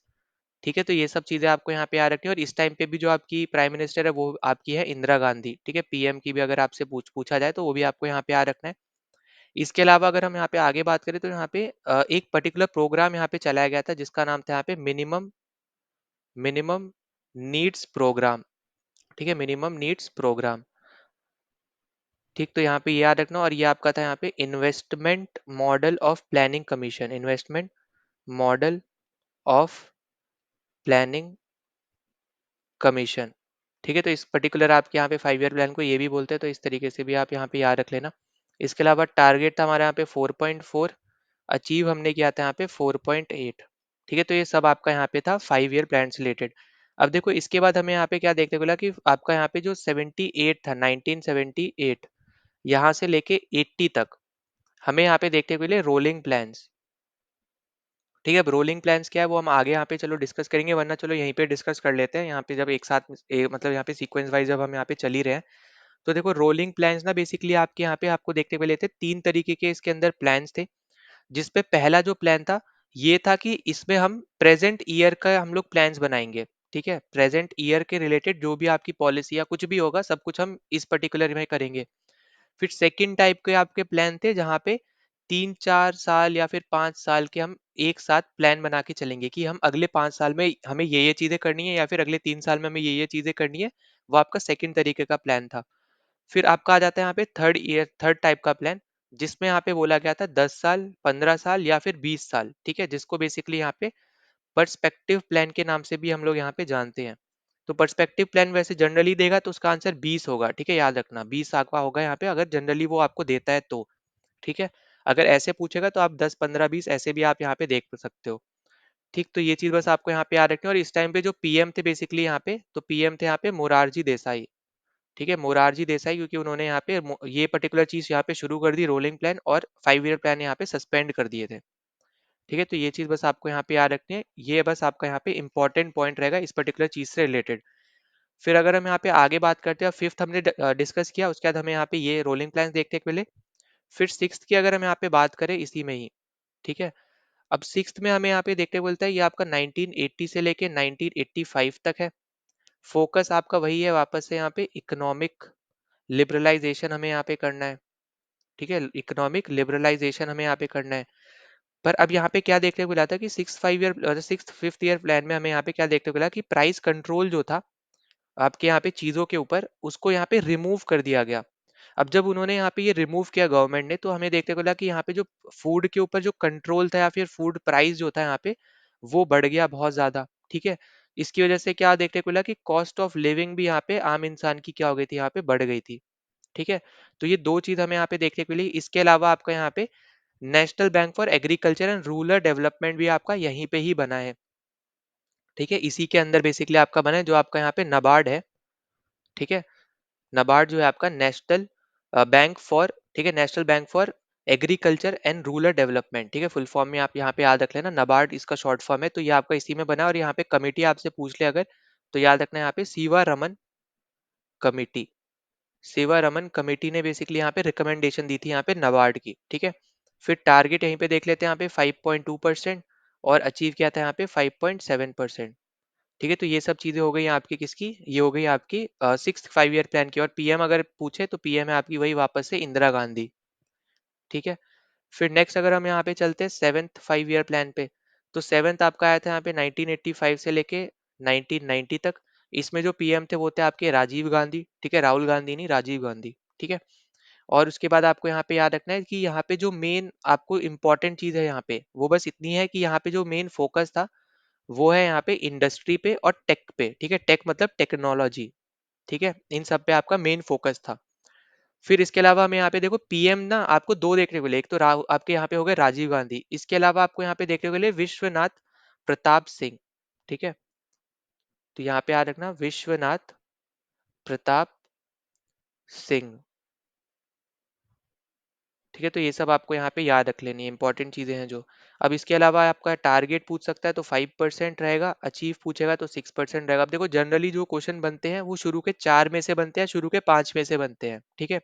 इसके नीचे वाले से बहुत ज्यादा क्वेश्चन ऐसे नहीं बनते हैं, क्योंकि वो इतना ज्यादा उसमें कुछ है नहीं, ठीक है? मतलब मॉडल वगैरह आप देखोगे तो ज्यादातर आपको शुरू के 5 में ही दिखेंगे कि ये वाला इस पर्टिकुलर मॉडल के ऊपर बेस्ड है, ये वाला इसके ऊपर बेस्ड है, तो इसलिए आपके क्वेश्चन वहां से ज्यादा बनते हैं। फिर 8 की बात करें हम लोग यहाँ पे, तो 1992 से लेके 1997 तक रहा था। और इसमें हमें यहाँ पे क्या देखने को मिला था, हमें यहाँ पे क्राइसिस देखने को मिला था फॉरेन एक्सचेंज का, ठीक है? हमें यहाँ पे क्या देखने को मिला, क्राइसिस देखने को मिला यहाँ पे फॉरेन एक्सचेंज का, ठीक है? एक तरीके से इंडिया दिवालिया होने वाला था, पर उस टाइम के जो आप बोल सकते हैं यहाँ पे फाइनेंस मिनिस्टर थे, आपको पता है यहाँ पे मनमोहन सिंह, ठीक है? उन्होंने यहाँ पे काम किया उसके ऊपर, और यहाँ पे अलाउ किया यहाँ पे एक तरीके से जो फॉरेन कंपनीज वगैरह थी उन सबको यहाँ पे इंडिया में बिजनेस करने के लिए। तो इसका जो मेन मोटिव भी था वो यही था यहाँ पे प्राइवेटाइजेशन के लिए, ठीक है? प्राइवेट कंडीशन मतलब प्राइवेट जो आपकी एक तरीके से समझ लो यहाँ पे ज्यादा से ज्यादा जो लोग हैं वो आपके प्राइवेट सेक्टर में भी काम करे, गवर्नमेंट के अलावा भी, एक तरीके से सिंपल टर्म्स में। और फिर ग्लोबलाइजेशन के ऊपर, और आपका यहाँ पे लिबरलाइजेशन के ऊपर, ठीक है? लिबरलाइजेशन के ऊपर। तो ये सब आपके यहाँ पे इंपॉर्टेंट चीज़ है। टारगेट आपका यहाँ पे 5.6, अचीव है आपका यहाँ पे 6.8, ठीक है? और आपके यहाँ पे पीएम थे नरसिम्हा राव, ठीक है? नरसिम्हा राव आपको यहाँ पे याद रखना है, ये थे आपके यहाँ पे पीएम। तो ये इंपॉर्टेंट चीजें हैं जो आपको यहाँ पे समझनी है, ये बस आपको यहाँ पे याद रखना है 8 5 ईयर प्लान से रिलेटेड। नाउ अगले 5 ईयर प्लान पे चलते हैं, जो कि हमारा है यहाँ पे 9th वाला। तो ये आपको देखने को मिला था यहाँ पे 1997 से लेके 2002 तक, ठीक है? तो 2002 तक आपको देखने को मिला था। इस टाइम पे जो आपके प्राइम मिनिस्टर थे वो थे आपके अटल बिहारी वाजपेयी, ठीक है? अटल बिहारी वाजपेयी। तो ये आपको यहाँ पे याद रखना है, ठीक है? तो इम्पोर्टेंट आपके यहाँ पे रहेंगे ये। अब इसके अलावा देखो यहाँ पे और क्या आपको यहाँ पे समझना है कि अटल बिहारी वाजपेयी तो थे, पर इसके अलावा भी आपके और थे, जैसे आपके देवे गौड़ा थे, ठीक है? फिर इसके अलावा आपके यहाँ पे इंद्र कुमार गुजराल भी थे। फिर वापस से आपके अटल बिहारी वाजपेयी आ गए थे एज अ पीएम। तो यहाँ पे इतने सालों में ही आपको, आप बोल सकते हो कि चार यूनिक आपको, चार तो नहीं, यहाँ पे 3 यूनिक और 4 पीएम, एक तरीके से ऐसे समझ लो कि 3 यूनिक पीएम आपको यहाँ पे देखने को मिले थे, ठीक है? अलग अलग। फिर अगर हम यहाँ पे बात करते हैं इससे रिलेटेड आगे, तो यहाँ पे देखो एज सच यहाँ पे कुछ भी नहीं था इस पर्टिकुलर 5 ईयर प्लान में, बस इसका मेन था यहाँ पे कि टेस्ट करना है यहाँ पे, या तो आप बोलो एक्सप्लोर करना है, या फिर आप बोल सकते हो कि यहाँ पे टेस्ट करना है यहाँ पे किसको, पोटेंशियल को, ठीक है? इंडिया के पोटेंशियल को यहाँ पे एक्सप्लोर करना है या फिर टेस्ट करना है एक तरीके से, ठीक है? तो बस इतनी सी चीज थी यहाँ पे, बस यही आपको यहाँ पे याद रख लेना है, इंडिया के पोटेंशियल को और साथ ही साथ इकोनॉमिक ग्रोथ को, ठीक? बस यही आपका छोटा सा यहाँ पे आपको चीज देखने को मिली थी। फिर इसके अलावा आपका यहाँ पे देखो 10th 11 और 12, ठीक है? इनमें भी ऐसा ज़्यादा कुछ भी नहीं है, तो यहाँ पे मैं आपको बता दे रहा हूँ। ये आपका 2002 से लेके 2007 तक है, ये 2007 से लेके 2011 तक है, और ये 2011 से लेके 2014 तक है, ठीक है?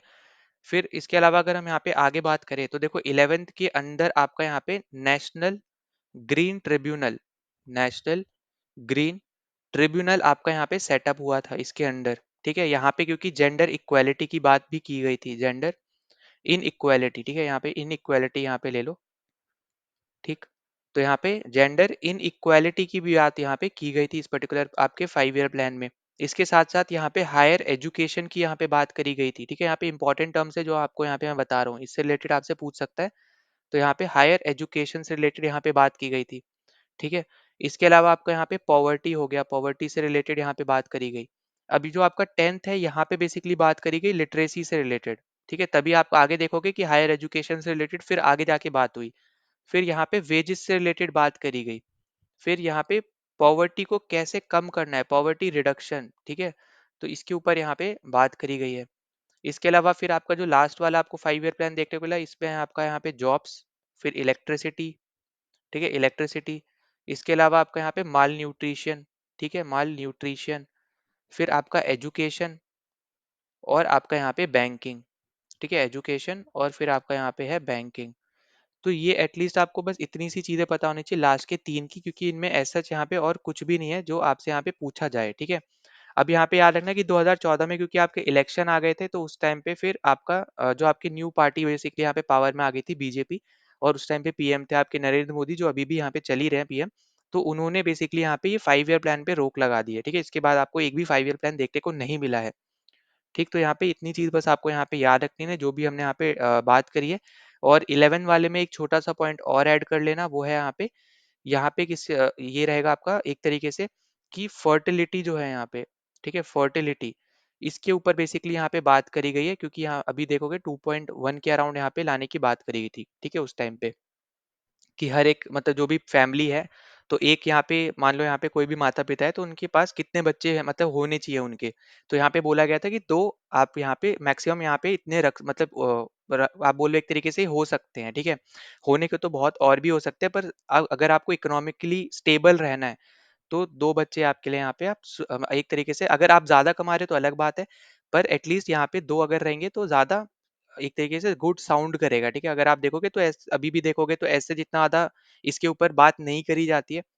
तो यहाँ पे ये चीज़ बस याद रखनी है कि फर्टिलिटी इस पर्टिकुलर पॉइंट से रिलेटेड है, क्योंकि आप अगर चाइना को देखोगे तो चाइना आपका वन चाइल्ड पॉलिसी जब से उसने फॉलो करी थी, तब से उनकी जो पॉलिसी की वजह से उनकी जो पॉपुलेशन है, वहाँ पे वो बूढ़े लोग ज़्यादा हो गए हैं यंग लोगों से, ठीक है। तो यहाँ पे आप देखोगे वहाँ पे मैक्सिमम जो आपके चांसेस रहेंगे ना, चाइना आपको तब कभी भी देखोगे, तो आने वाले टाइम पे जो उनकी एक तरीके से जो पॉपुलेशन है वो यहाँ पे डिक्रीज करेगी ज़्यादा, क्योंकि वहाँ पे बूढ़े लोग ज़्यादा हैं एज कम्पेयर टू यंग लोग।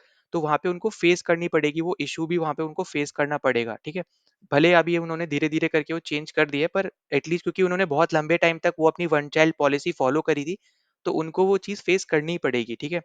तो ये चीज़ बस आपको यहाँ पे एक्स्ट्रा बतानी थी। बाकी हमने 5 ईयर प्लान डिस्कस कर लिया, या अगर आपको इनमें कोई भी डाउट हो, तो कमेंट सेक्शन में आप ज़रूर आप यहाँ पे मेंशन कर देना इससे रिलेटेड, ठीक है। और कोई सजेशन हो तो वो भी आप यहाँ पे मेंशन कर सकते हो। ना अगले क्वेश्चन पे चलते हैं। तो अगले क्वेश्चन में आपसे यहाँ पे पूछ रहा है कि जो आपके पंडित बिरजू महाराज हैं, जो कि एक इंडियन डांसर भी है, कंपोजर हैं, सिंगर हैं, और एक्सपोनेंट है किसके, ठीक है, कौन से डांस के आपके एक्सपोनेंट है, जो कि कालका बिन-दादिन घराना ऑफ कथक ऑफ इंडिया से एसोसिएटेड है, ठीक है। तो यहाँ पे देखो जो आपके यहाँ पे डांस है बेसिकली वो आपका रहने वाला है यहाँ पे कथक डांस, जो आपको यहाँ पे दे ही रखा है, ठीक है। पहले तो यही याद रख लेना, कथक डांस से आपकी एसोसिएटेड है। तो एक्सपोनेंट अगर पूछता है कौन से डांस के एक्सपोनेंट है, तो आपका रहेगा यहाँ पे कथक डांस, ठीक है। फिर आपको यहाँ पे याद रखना है, आपको बेसिकली यहाँ पे घराना पूछा हुआ है, तो घराना है आपका यहाँ पे लखनऊ घराना, ठीक है। फर्स्ट ऑप्शन आपका यहाँ पे करेक्ट हो जाएगा, लखनऊ घराना से आपके यहाँ पे ये एसोसिएटेड है। लखनऊ घराना की यहाँ पे खोज किसने की थी, या फिर आप बोलो किसने यहाँ पे बनाया था, तो वो थे आपके ईश्वरी प्रसाद, ठीक है। तो यहाँ पे ये चीज याद रखना, ईश्वरी प्रसाद आपके यहाँ पे फाउंडर थे, और ये भी एक्सपोनेंट है, ठीक है। ये भी याद रखना, ये ऐसा नहीं कि एक्सपोनेंट नहीं है, ये भी एक्सपोनेंट है आपके कथक के, ठीक। फिर इसके बाद अगर आपको देखने को मिलता है यहाँ पे रायगढ़ घराना, रायगढ़ घराना, इसको यहाँ पे जिसने फाउंड किया था, तो उनका नाम है यहाँ पे राजा चंद्र, ठीक है, राजा चक्रधार, राजा चक्रधार, ठीक है, राजा चक्रधार सिंह। तो यहाँ पे ये आपको नाम याद रखने हैं, और ये भी एक्सपोनेंट है, ठीक है, इस तरीके से याद रख लेना। फिर उसके बाद आपको यहाँ पे देखने को मिला है यहाँ पे बनारस घराना, ठीक है, बनारस घराना, बनारस घराना की खोज किसने की थी, तो वो थे आपके यहाँ पे जानकी प्रसाद, जानकी प्रसाद। और ये भी क्या है, ये भी एक्सपोनेंट है यहाँ पे कथक के, ठीक है। तो ये भी आपको यहाँ पे भूलना नहीं, ये भी आपसे यहाँ पे पूछा जा सकता है। तो जितनी इंपॉर्टेंट चीजें हैं वो हम यहाँ पे डिस्कस कर रहे हैं, ठीक है, कथक से रिलेटेड। तो यहाँ पे ये सब चीजें आपसे यहाँ पे पूछी जा सकती है, तो वही सब हम यहाँ पे डिस्कस कर रहे हैं, क्योंकि आपको एक्सपोनेंट से रिलेटेड ही चीजें जनरली यहाँ पे पूछी जाती हैं। फिर देखो आपसे पूछा जा सकता है यहाँ पे कि जयपुर घराना के बारे में। तो जो आपका यहाँ पे जयपुर घराना है, ठीक है, और ये सब हम यहाँ पे कथक के पॉइंट ऑफ व्यू से बात कर रहे हैं कि रायगढ़ घराना फॉर कथक या बनारस घराना ऑफ कथक ऐसे करके, ठीक है।